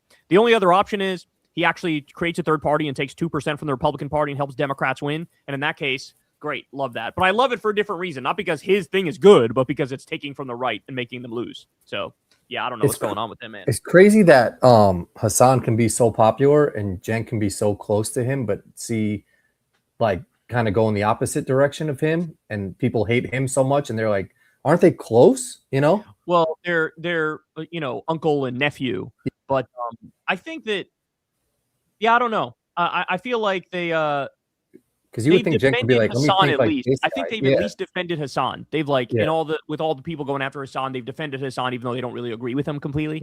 So, but I mean that's what you're supposed to do as an uncle. You're supposed to defend your nephew. You know? Facts. Metalhead Matt, thanks for the $5. I have disagreements with everyone, but a try for taking bold. But thank you for taking a bold stance backing Ukraine more than Crystal. Rural living, privacy, and golf. Sorry for the tough questions. That's all right, bro. You're on you're on a good one tonight. We appreciate you, man. Yeah, facts. You're welcome here. Realizing. You're welcome here when you have this mood. Facts. Appreciate you. Sherman, thanks for the $5. Do any of you have a favorite hot sauce or not into spicy foods at all? My tolerance for spicy is always better than I think it is. Like I think I have no tolerance for it, but I actually can handle an okay amount of it. Agreed. But I don't know. What's sriracha? I like sriracha sauce. I think that's fucking delicious. Frank's makes a good hot sauce. I feel like Frank's is always popular on wings and shit like that. But I'll try some spicy shit if my father-in-law makes it like in his curry. But to Kyle's point, I surprise myself. I feel like sometimes when I have spicy shit. Because I always tell people like, I can't eat spicy, but then you give me something that's like medium spicy. I'm like, oh, this is fine. It's not that bad. Yeah, and then you're always like, this is spicy, and they're like, yeah, that's pretty hot, and you're like, it's not that bad. Right. Yeah. You ever do the wing challenge or anything? No, I never did. That shit gets hot. I did it one time. I tapped out on. I was like round 8 or some shit. Become Newman. Thanks for the $5. Disagree with you on your AOC video today when you say socialism is only realistic long term. China will be a fully socialized economy in our lifetimes. Yeah, but I'm talking about the U.S. But I'm not sure what claim of mine you're disagreeing with. You're saying in the AOC video, I said, oh no. I was talking about I was saying that like abolishing all the police or whatever is not something that's going to happen in the short term. I think that's what I was referring to. I'm not sure exactly what quote you're referring to. But yeah, the AOC video was just me giving her props for like doing a good job at an interview, basically. So, but China will be it. China's unique. It's not just socialist, right? Like there are state capitalist elements to it. So, but it's like state directed socialism or state directed capitalism, and like they're just mogging us in every imaginable way, right? And you can pawn that off to the socialist elements. I think that's fair. What do we have? 10 more minutes? No, we have about 11:30? 38 more minutes, yeah. Oh, okay. All butter. Okay. Near the Far World, thanks for the $5. It's likely that the USA will balkanize with states forming alliances. Things can get worse than the GD wheelbarrows of cash for maybe some bread. Yeah, I mean, it's possible. It's possible, right? Like the balkanization is possible. I mean, we've talked about let's divorce with the red states, but when the shit really hits the fan and the economy really crumbles and we have such political instability, I don't know. I'm done trying to predict the future. Like anything can happen, I would say, Thanks to you. The GD, he meant the Great Depression. Metalhead Matt, thanks again, man. To defend Dr. Fauci, who's been unfairly targeted, in my opinion, epidemiologists use gain-of-function research to predict virus evolution and develop vaccines earlier. Yeah, fair enough. I'm going to tell everybody, go watch this video from Professor Dave Explains Everything about Dr. Fauci, because that video, he put a lot of fucking effort into that. He researched a lot, and he made a really good case that, like, every criticism from the right is total horseshit. So everybody go watch that Professor Dave Explains Everything video on Fauci. It's a good video. I mean, like, I feel like the guy was just trying to do his job. Yeah, like, it's like putting people's lives at risk, but like, you need someone telling you like what the North Star should maybe be, Yeah, for sure. Jack, thanks for the $5. Kyle, would you sign for an AOC Ossoff ticket or vice versa in 2020? I feel like it would be a formidable. It would feel like it would be formidable. P.S. Can we be friends? Sure. If you're in this fan base, you are a friend. And Jack, to answer your question, to answer your question, yeah, I mean, if it's AOC and Ossoff or Ossoff and AOC, yeah, that'd be awesome. I'd be totally cool with that. So, but we'll see. We'll see what our options Jack. are come 2028. Cap, thanks for the $5. Former YouTube prankster and drama queen FouseyTube just announced he's running for POTUS as a leftist. He said you inspired him. Would you have him on KK? Wait, bro, what? That guy FouseyTube is a fan? What are you talking about? I don't. Are you? Is this another troll job? This has got to be a troll job. He was like a prankster guy. I watched a video about him because he had like a long YouTube career, but sort of, I guess sort of like fell off in a sense. And no, this has got to. You're trolling. I'm on his YouTube channel right now. The last upload was 4 months ago. Then 5 months ago, he's like following you or anything, or you can't see that shit. No, this is on YouTube. So. Oh. But I don't see. Is there like a? He's got to be trolling me. There's no way this is real. Let me go to. I'm gonna type in on Twitter, FouseyTube. Yeah, Cap's known for some trolling shit. I didn't realize who sent this one in. No, this is fake as fuck. There's no. Bro, why are you fucking trolling us, bro? What the fuck? Get out of here with that nonsense. Justin, thanks for the $5. Hey guys, when y'all get done with being live for 3 hours, do you ever think about how that's not even half of a daily Hassan stream, bro? It's crazy. No, I never do think about that. And the reason I don't think about that is because today I was recording all motherfucking day and did another interview just before this. And now I'm doing this. So like Mondays for me, I'm fucking from when I wake up to when I go to sleep, I'm running my fat mouth. Like, so no, I'm not thinking of Hassan. I'm thinking about the fact that I'm fucking not shutting the fuck up today. And I'm annoying myself with the sound of my own voice, you know? What is Hassan goes on for a long time on his stream? Yeah, he just streams like all day, basically. He just streams all the time, which is why it's so hard. Like when you see people smear him, it's like, you do know he's live 24/7. So like people can just tune in and listen to what he believes. You know what I'm saying? So like at some point, if you're talking for fucking 12 hours, like you're going to say some dumb shit that someone could clip. Of course. Absolutely. Not really Rachel Atwood. Thanks for the $5, Kyle. Your Ceuta crisis take was a bit simplistic. The Abraham Accords was one aspect, but so was a pipeline dispute between Spain, Morocco, and Algeria.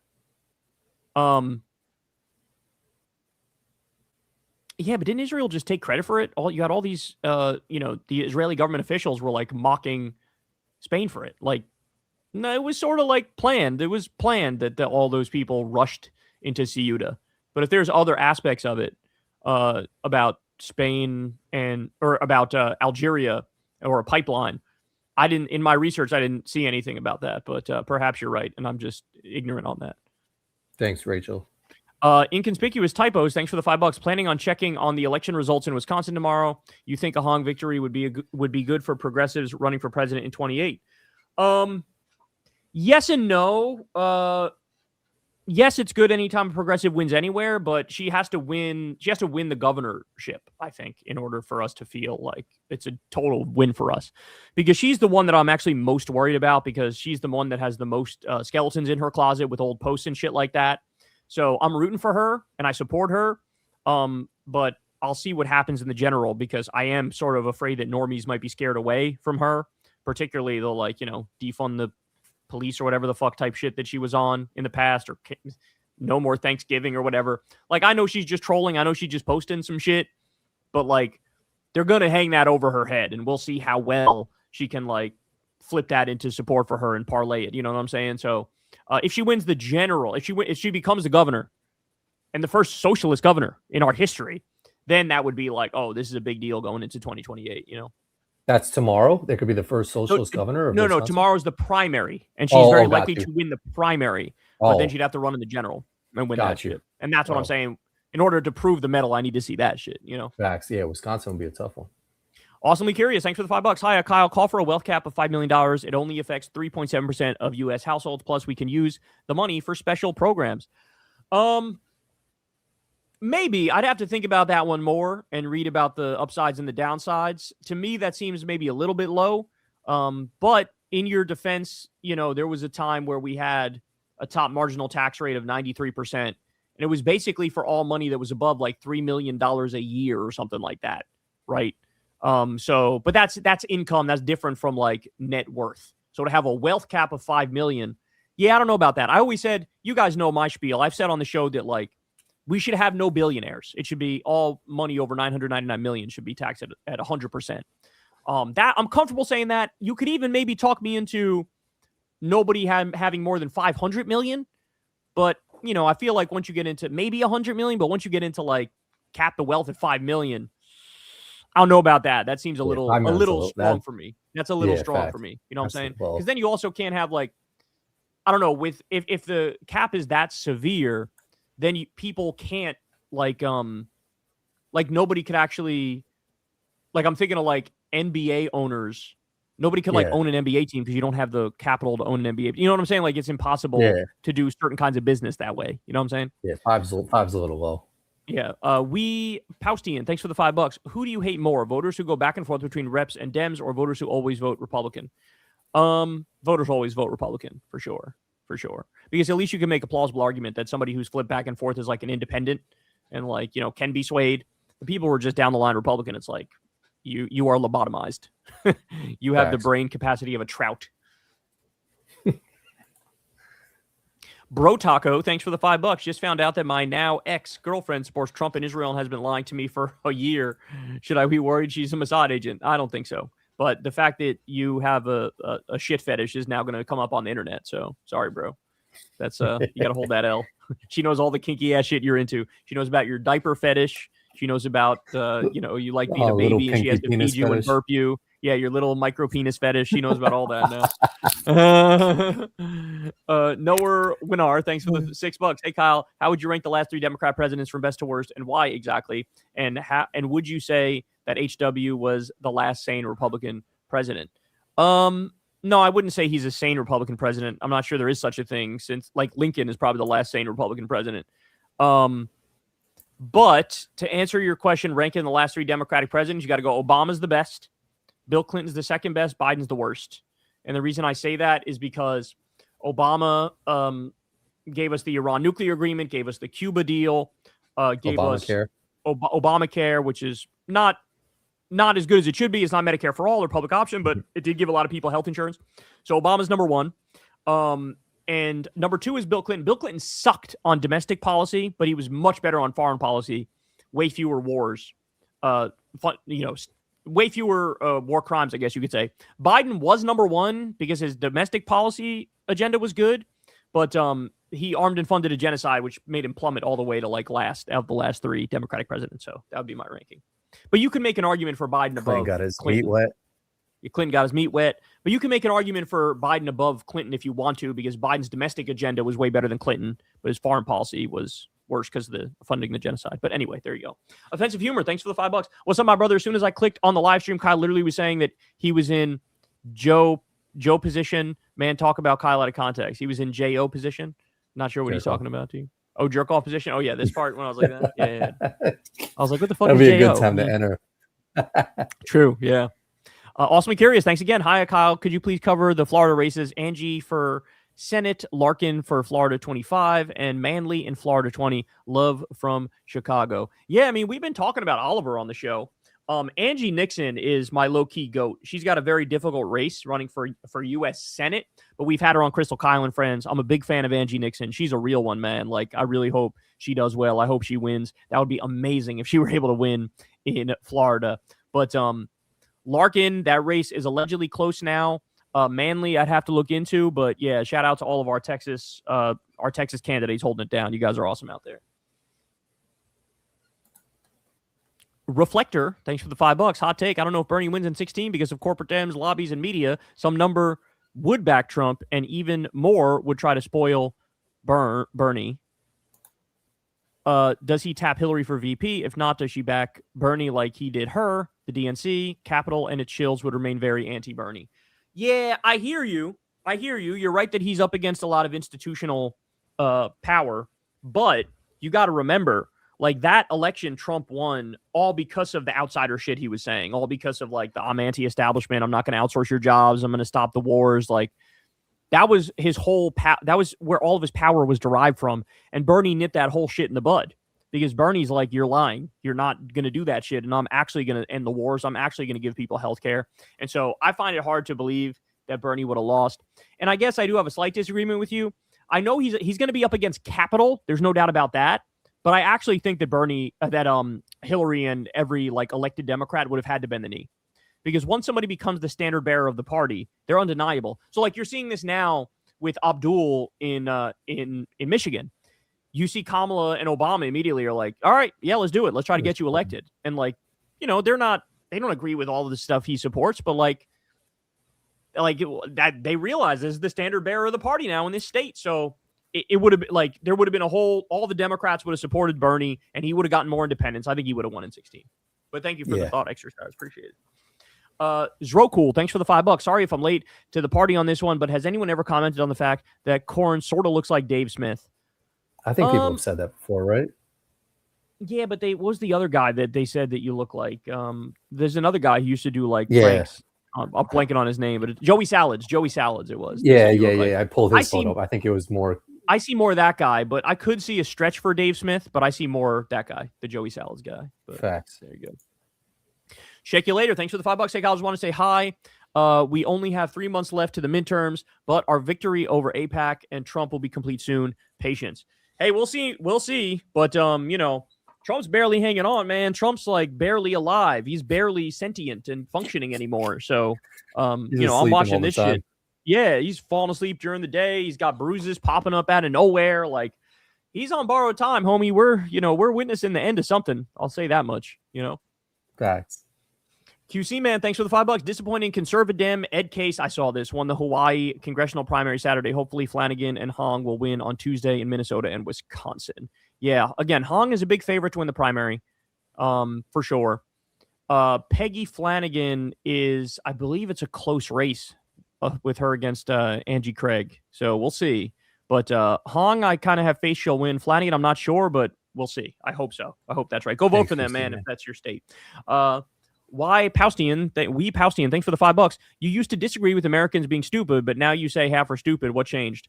I saw too much stuff and had to change my mind. I kind of like, I have kind of changed my mind on this a little bit. I used to defend like the intelligence of the American people. What I used to say is they're ignorant, they're not stupid. Now I think they're ignorant and half are stupid, and it's the conservative half. So that's how I think about it now. Yeah, because like if you're still with Trump after all this, the 30% of the people who are with Trump, 36%, like there's no hope for you. Like it's a miracle you could tie your shoes. You know what I'm saying? Zrocool, thanks for the $5. Who do you think Kamala's VP should be if she wins the nomination again? Shit. Who should be her VP? The furthest left motherfucker in the planet? Hassan should be her VP? I'm kidding. No, like, I don't know. Like Abdul, some shit. But if she were to get the nomination, I would have her pick somebody who's on the left. But I think they wouldn't do that. I think they'd probably go more moderate this time. Because last time they picked Tim Walz, who was on the left, and they lost. They might blame it because they're saying, oh, he's too far left. That's not why they lost. But anyway, the skeptic leftist, thanks for the $5. I work for Congressman Gonzalez in Texas 34 who voted for IDF and U.S. integration. Dude is a drunk womanizer who hates his constituents. Sucks he's the Dem. That's crazy, bro. That's crazy. Yeah, I know. Yeah, this guy. I know this guy. This guy is the one who didn't his girlfriend like kill herself or something. I think that's who that is. Oh. Yeah, he was cheating on his wife, and the girlfriend like lit herself on fire. Yeah, totally. That's fucking insane. Fuck that guy. QC man, thanks for the $5. I don't forgive and forget the bad stuff from the primary, but I'm very pleasantly surprised by how much of a team player Haley Stevens has been. Bro, I said it on the show, dog. I said it on the show. You got to give a lot of credit to Haley Stevens, right? Because you got people out here in this media world, people like Hutch and Destiny, who are whining and crying and bitching and moaning, and they're, they can't help but come after Hassan or come after me or say like, I don't know who I'd vote for if it's AOC and fucking JD Vance, just like unable to come to grips with the fact that the Democratic Party is being what it should have been all along, which is a left-wing party. They can't do it. And their hatred of the DSA is just like bubbling over. But then you have somebody like, Haley Stevens, who has all the more reason to be like bitter. And she's like, no, I want to beat MAGA. And so I'm 100% with Abdul, and I'll campaign with him and I'll support him. I'm not going to say a single motherfucking bad word about him from now until the election. We're in this shit together. And shout out to her, bro. Shout out to her. And I feel even more vindicated now that I said, if she ended up winning, I would have supported her in the general over the Republican. I feel even more vindicated saying that now because clearly she's about that shit too, About that life. Thanks, QC, man. Awesomely curious. Thanks again. Time to abolish Silicon Valley. More info at End the U.S. Empire. Go to platform, then abolish Silicon Valley. V1 of site, version 1 of site, version 2 coming soon. It's an organization. Well, shout out to you, Awesomely Curious. Everybody can go check that out if you're so inclined. I wonder what Rokana would think about that. That's the place that he represents. Awesomely Curious, going from Florida to Silicon Valley to Chicago. She's everywhere. JK, thanks for the $50 about cigarette packets. In Denmark, packets are filled with disgusting images and lines like smoking causes lung cancer to stop people from smoking. Yeah, we were just talking about that. I think did they do that in the US? They definitely have the Surgeon General warning that says like warning, smoking causes cancer, but I don't know if they have the pictures here. But in a bunch of countries they do. In a bunch of countries they have that.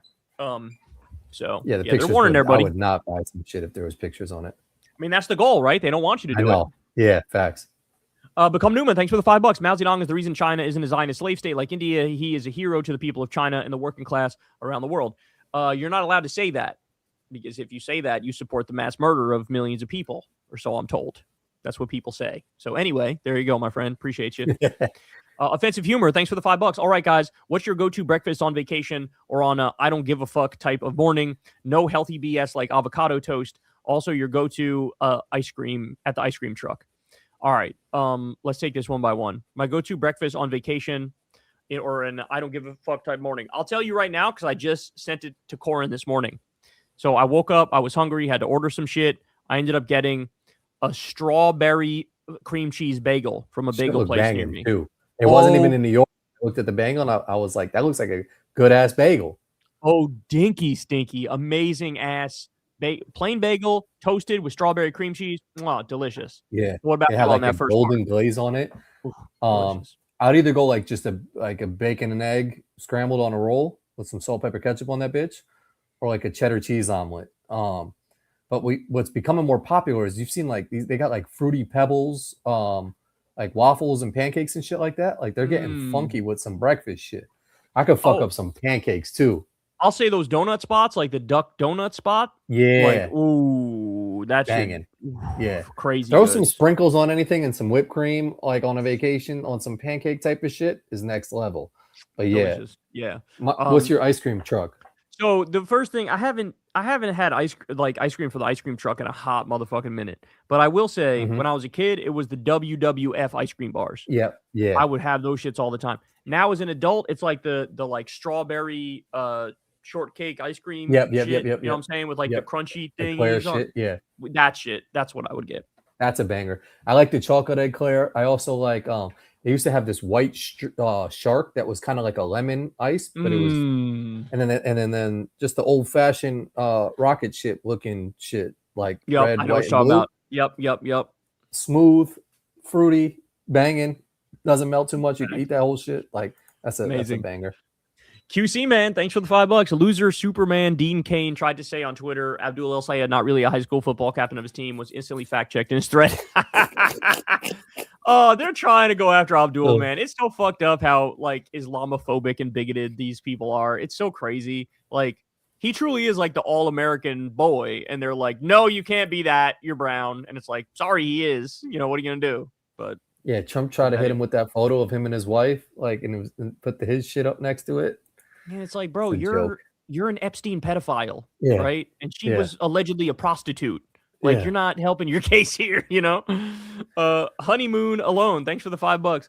What do y'all think of people thinking the end times will be in a few years / Bible prophecies? AI is the beast. People I know in real life keep saying this. Well, I will say this. Any sort of religious idea of like the end of the world is total bullshit. But anybody talking about the end of the world on some regular ass shit is correct, because I don't know, man. We got climate change spiraling out of control. Exactly. We got famine. We got drought. We got food shortages on the way. Nuclear war. Like, yeah, people are not like, there is some end of the world type shit happening, but it's got nothing to do with Jesus. Nothing to do with like any biblical prophecy. It's just like we fucked ourselves up. You know what I'm saying? Yep. All right, we got like 10 more minutes. We'll go through these. All right. Natalie, thanks for the $5. Hassan gets hate, but Priest spent $10 million to block sex abuse victims getting justice. CNN has a pundit who stopped my reporting on child sex abuse. Oh, shit. That's crazy. I did not know that. That's wild. Shout out to you. Mr. Hat, thanks for the $5. Not a joke. Chuck Grassley's vacuum from the 70s broke. Kobe Bryant lived and died in between the life of this vacuum.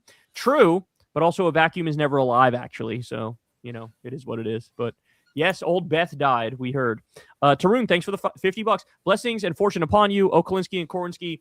Let's turn the U.S. blue, centimeter by centimeter, kind of like an inch but smaller. Exactly, my friend. Thank you for the $50. We appreciate that. Real Boxing Kings, thanks for the $5. I'm so mad that Michigan has the chance to elect a great man in Abdul, and my New Mexico keeps electing the establishment. We could have had Matt Dodson. Yeah, man, look, the sad part, and it's the sad truth, I wish it wasn't, but it is that oftentimes the specific policies and politics don't matter. Oftentimes just whoever's the better, like more charismatic candidate ends up being the one who wins. And sometimes that person is the more moderate asshole. Sometimes the person's more on the left, but like a lot of times it is the charisma. The money matters, but also the charisma and individual matter too. So I'd say that. Appreciate you though, bro. A quick honorary mention, but they fucking discontinued these bitches. They discontinued the motherfucking Choco Taco in this bitch. You got to be kidding me. Dunzo. Oh my days, bro. That is not acceptable. That was in high school. I used to have that shit. I love that shit. They got rid of them bitches. Offensive humor. Thanks for the $50 or $5. Lindsay from the Grey Voice. I just love making my little ladybugs dance and jiggle. I adored Levin's Mini Micro as much as I love war. Lindsey Graham would love the TMZ story of the micro penis. Oh, absolutely. He'd be gargling on that shit. The Bay Photo. Thanks for the $5. John Goodman, Jonah Hill, etc. have a legit medical use for Ozempic due to obesity. At least they're not like the rest of Hollywood taking it just because. Totally, man. I mean, I've seen pictures of formerly beautiful actors who like made themselves unattractive using it and like just losing the thing that made them them. So yeah, true. Chaotic Impala, thanks for the $5. What if he already got a hog and he tricked people to make it even bigger?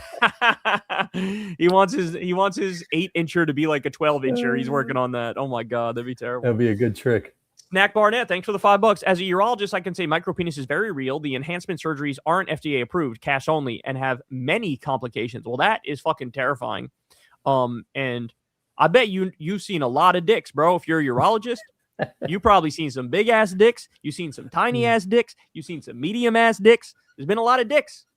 So shout out to you, bro. Shout out to you. Shout out to those dicks. Keith Black.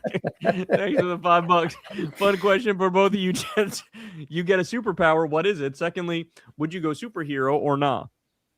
I mean, if I get a superpower, if I got a superpower and whatever it was would be granted like on some genie type shit, I mean, I'd obviously just grant myself the power to the like future or something.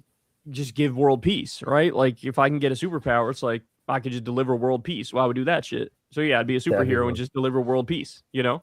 Yeah, I'll take that. Boring, but true, you know? No, that's a good one.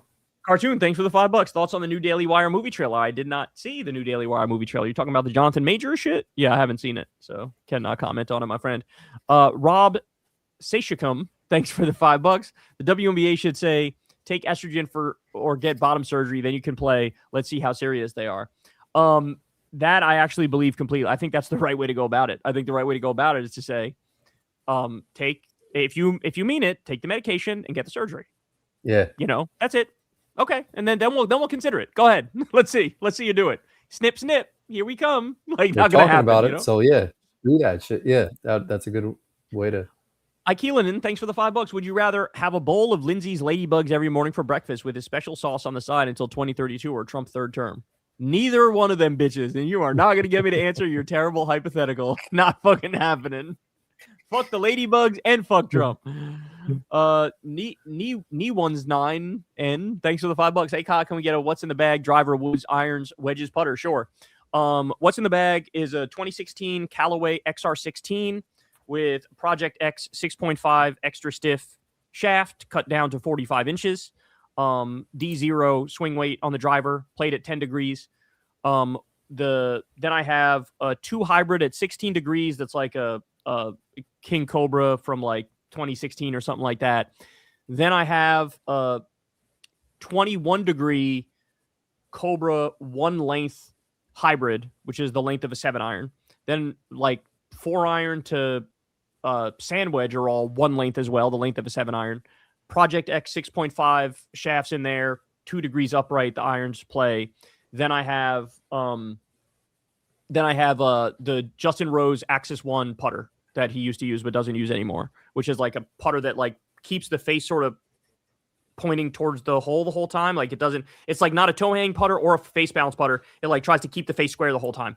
So that's my what's in the bag. And ball, I use either Titleist Pro V1 or I use when I want more spin, I use the Tiger Woods Bridgestone BXS ball, which spins a little bit more. It depends on how I'm swinging at the time, if I'm generating more spin or less spin, which one I end up going with. Not really Rachel Atwood. Thanks for the $5. Jeffries is a big weenie. That being said, the best way to neutralize him is to extract concessions, then let him fail at State of the Union and be Dunskies by 2028. Yeah, maybe. I mean, look, that might be what he's thinking. I'm not sure. I'm not sure what the thought was in like endorsing him, talking about Will Lawrence. But yeah, I mean, progressives need to be smart. They need to be tactical. And like sometimes that includes like playing the game in a way that feels like it's a betrayal, but it's not. So we'll see. We'll see what they got cooking for us. I'm sure they got some up their sleeve, the progressives. Thanks, Rachel. ABC, thanks for the $6. Guys, why not have both of your channels associated with this podcast? Main one, Corin's partnered with Secular Talk, bro, win-win. I mean, we did this. This podcast was on my channel for a hot minute, and we just, I just like gave it to Corin. We could have it on his channel, Much appreciated because that was the move. But I think, I think what he's saying though is you can, I think you can like send me a link to share it or something. Like, I don't know how to do all that shit. Yeah, I'm not sure if like I get the views for that then, because I don't want to steal the views from him. I want him to get the views. You know what I'm saying? Yeah, but like maybe I can release it where like it says it's released on Secular Talk, but also on Corin's World. I'm not sure. I think that's what they're alluding to, but I don't know the specifics of that shit. I didn't even know that was a thing. But this, this. Anyway, we do good. Anyway, we get like over 10,000 views per podcast. Like we're chilling over here, Yeah. Nick Twith with ADHD. Thanks for the $5. Do you honestly see the Dems taking the Senate come November? Love what you do, Kyle. Fuck Trump. Fuck Israel. Fuck whoever got him elected. Do I see the Dems taking the Senate come November? I do. I mean, I think they're going to win it. Yeah, I do. But the question is, like, are they going to sit the Democrats? Like, what's Trump going to do? How are they going to try to steal it? Like, but in terms of like the vote count, yeah, I think the Democrats are going to win it. I think if you go down the list of the potential swing states, virtually every one, I'd be like, I think the Democrats winning this one. You know what I'm saying? Like, I think they're going to win Texas right now. I think the Dems are going to win fucking Texas right now. That's wild. Like, if we're winning Texas, we're motherfucking winning. Like, no doubt we're winning Maine. No doubt we're winning Alaska. No doubt we're winning Ohio. Yeah, but like you go down the list and it's like win right now. So I don't know. We'll see. But assuming it's free and fair, like, yeah, I think that's happening. I just feel like there's so much cleaning up to do that it's like it might even make a fucking difference if we win this shit. I agree with that too, though. Like it's things are so bad just to get us back to baseline is like impossible. Yeah. We got 9 minutes left, y'all. Fartwain, thanks for the 5 minutes. Did you hear David A. Pacman is going on Ethan Klein show? These crybabies should just start and I'm in love with Hassan, but he hurt me support group. I did hear about that, and that will be very interesting to say the least, because I don't know, David Pacman, he had a bunch of progressive credibility, and like, if you're really just going to like start leaning into this whole anti-Hassan, anti-DSA shtick, like, you're going to blow all your progressive credibility. Like, that's where the energy in the party is. Like, don't fucking shoot yourself in the dick because you hate Hassan, I don't know, it's very weird. Yeah. James T. Zappa, thanks for the $5. Hey, Kyle, since you're always keeping it real, you ever had friends or family say, hey, reel it in? Or is everyone like, it's just Kyle being Kyle? The latter, it's just Kyle being Kyle. But the fact of the matter is, and I actually like this, like my mom doesn't watch my show. My sister doesn't watch my show. My brother-in-law watches the show, but he's just a fan and he likes the show. He's good people. Crystal obviously likes the show. So anybody who watches it just likes the show and likes the stuff I say. And the ones who wouldn't like it, like my mom would say I'm like too foul-mouthed and all that stuff. Like she would say reel it in if she was being honest with me, but she just doesn't watch it, so she doesn't have anything to complain about. You know what I'm saying? So like, that's my answer. Thanks, James. Not really Rachel Atwood. Thanks for the $5. Farron Cousins has gone fully dark woke in his takedown of Dan Crenshaw's eye patch and other funny-looking Texas GOP politicians. KKF guest suggestion. Yeah, have we had him on the show? I feel like we may have had him on the show, but Farron's cool. I actually just used him for a clip I did today on the Trump basically starting the invasion of Greenland. I used a clip of his where he talked about it from a few days ago. So shout out to Farron. We appreciate you, man. Albino Plate Carpus, thanks for the $5. Hey Secular, have you heard of Kids Online Safety Act? Very similar to the Kids Act. Yes, that's the shit where they're trying to take away everybody's freedom online and forcing you to like give your driver's license and like prove your age and like get verification for everything you do. Yeah, they're tripping. They're wilding with that shit. AC Poll, thanks for the $5. Y'all see Grimm/Greenwald attack AOC over Woke 1.0. They talk that they were going after #MeToo and whining about being attacked. It's kind of sad. I did not see Grimm and Greenwald going after AOC over Woke 1.0, but I'm not surprised about Glenn going after AOC is the least surprising thing in the world. He made to fucking He made a habit of that for quite a while. AC Poll, thanks for the $5. If not abolish the Senate, at least reform. No filibuster, and let's say one senator for everyone, 500K in a state, more people, more power. I mean, I would ideally like to abolish the Senate, but your reform is better than what we have now. So I'll say that for sure. Appreciate you, AC.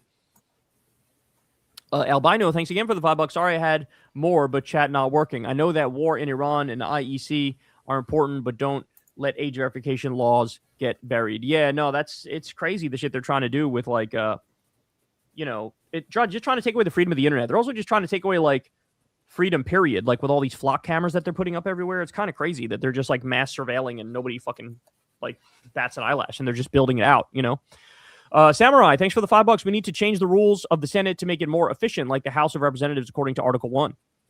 All right, shout out to you, bro. Appreciate that Samurai. Comment. Subtle Text, thanks for the $8. You can be quite hyperbolic. Do you consciously try to steel man opposing views / check your priors / research to be as factually accurate as possible? Let's see. Let's take this one by one. I can be quite hyperbolic, yes. In order, I don't know if you know this, but in order to like be a successful commentary person, you sort of got to lean into the shit, right? Like you guys all saw when I went on Piers Morgan, I had all my smug ass sunglasses and I was wearing like a pink shirt and I was ripping a new asshole. Yeah, into Michael Knowles. Like, yeah, this is what we do, bro. Like, this is how it fucking works. This is the game. So yes, I know I'm hyperbolic. I mean, look at Trump. Trump's pretty fucking hyperbolic. Of course, yeah. Do I steel man opposing views? I can, but there's a time where that's merited, and then there's other times where it's like, no, I got to destroy these motherfuckers because they're full of shit, and I need to obliterate them, and that means like, going over the top on their shit. And do I check my priors? Not necessarily because, I know what my worldview is and I'm like operating with that as a basis. And every day, if I check my priors, then I wouldn't be able to get out of fucking bed in the morning and do my show. And do I research to be as factually accurate as possible? That, of course, like everything I talk about on the show is I'm like showing what I'm talking about as I talk about it, So that'd be my last couple here. Janae, thanks for the $5. Do you think that AIPAC's plan all along was to drop Haley in the general and go all in on Rodgers, making Abdul a bigger threat for them in a way?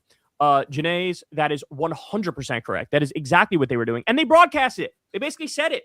They basically were like, yeah, like after Abdul won, they were like, yeah, now in the general, we're going to spend against Abdul.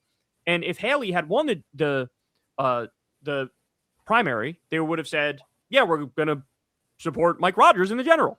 Because they really are like, they're not only like a Israel organization, they're a MAGA organization. This is what people are now beginning to realize is that like Netanyahu equals Trump. AIPAC equals Trump. Israel equals Trump. They're all like, they are all in on the Republican Party. So yes, they like it if they're Democrats who are taking their money because then they could get some return on that investment if the Democrat wins. But they would prefer a Republican 10 out of 10 times because the Republicans are always more cucked to them. So yes, they're like, you're 100% right. You nailed it. That's exactly what the plan was. Bells Lean, thanks for the $5. Hey, Corin, do you have pets? I no longer have any pets, but at one point I did have 3 dogs between Molly's 2. Her mom's 1, but they all have since passed. Lizzie Bennett, thanks for the $5. I seen your coverage of Abdul's interview with Kristen Welker. It was a masterclass, but when they bring up Hassan and what he said about 9/11, one of two, would it be helpful or hurtful for Abdul to bring up the double standard of what Bill Maher said about 9/11 hijackers? It's a good question. He hasn't gone down that road. He hasn't brought up the Bill Maher thing. No, I think he handled it just fine. I like the cancel culture angle and like I'm trying to talk to his audience, not necessarily him. I like all of that. The Bill Maher thing is one direction he could go. I mean, I'm like kind of autistic about this question. I would like somebody to point out whenever they're asked about this, like, you do realize he was talking about the CIA concept of blowback, that he's not like actually in favor of terrorism. Like you do understand that, right? Like it's kind of insane to pretend like Hassan's in favor of terrorism. He's in favor of giving people healthcare and education and higher wages. So like, I kind of want that reaction. But no, I think the way he handled it is fine. The Bill Maher thing would also be fine in a way. Yeah, I mean, I think he's doing a good job. He's doing a good job, and they're going to ask him about it from now until forever. But like, it's not landing, so who cares? Delusional Donnie, thanks for the $10, bro. If your team clips your best moments from each show, you and more importantly, our ideas would blow up even more and keep us competitive with the right BS. I mean, Delusional Donnie, I think that's happening, bro. Like, I see my stuff all the time on Twitter now in a way that I didn't in the past. People are always taking out little parts here and there and posting it. George Wade, thanks for the $5. Kyle, have you heard of Crowned Skin Body Butter Scents? They work on Shark Tank. There are now a bunch of copycats out as well. I have not heard about that, but I will. Crowned. What's it say, Core? Crowned skin body Butter sense. Butter sense. Crowned skin. Body butter sense. Okay, I'm gonna take a look at that. Appreciate you, George. Like 2 here. I had not heard about that, but now I'm interested. Darth Leftist, thanks for the $10. Kyle, I love you, but Hassan literally had a Houthi rebel and gave him the Rogan/Trump treatment, like no pushback. That is bullshit, my friend. That guy was not a Houthi rebel. He was smeared and lied about, pretending he was a Houthi rebel. He was not that. That is an Ethan Klein smear job that you fell for. Chris Wallace, thanks for the $10. Has Kyle heard of the New York nightclub called The Box in relation to Jeffrey Epstein? There's a Substack from Jamie Crawford that goes into detail about it. Crazy rabbit hole. No, I have not. That's fucking crazy, though. In relation to Jeffrey Epstein. Ooh.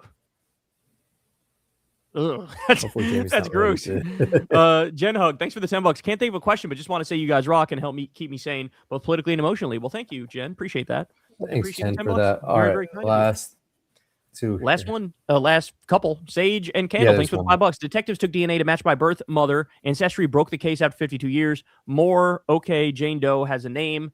Linda Jane Eason Rhodes. Okay. Damn. Not quite sure what you're saying there, but we appreciate you. Yakka shit. Thanks for the $5.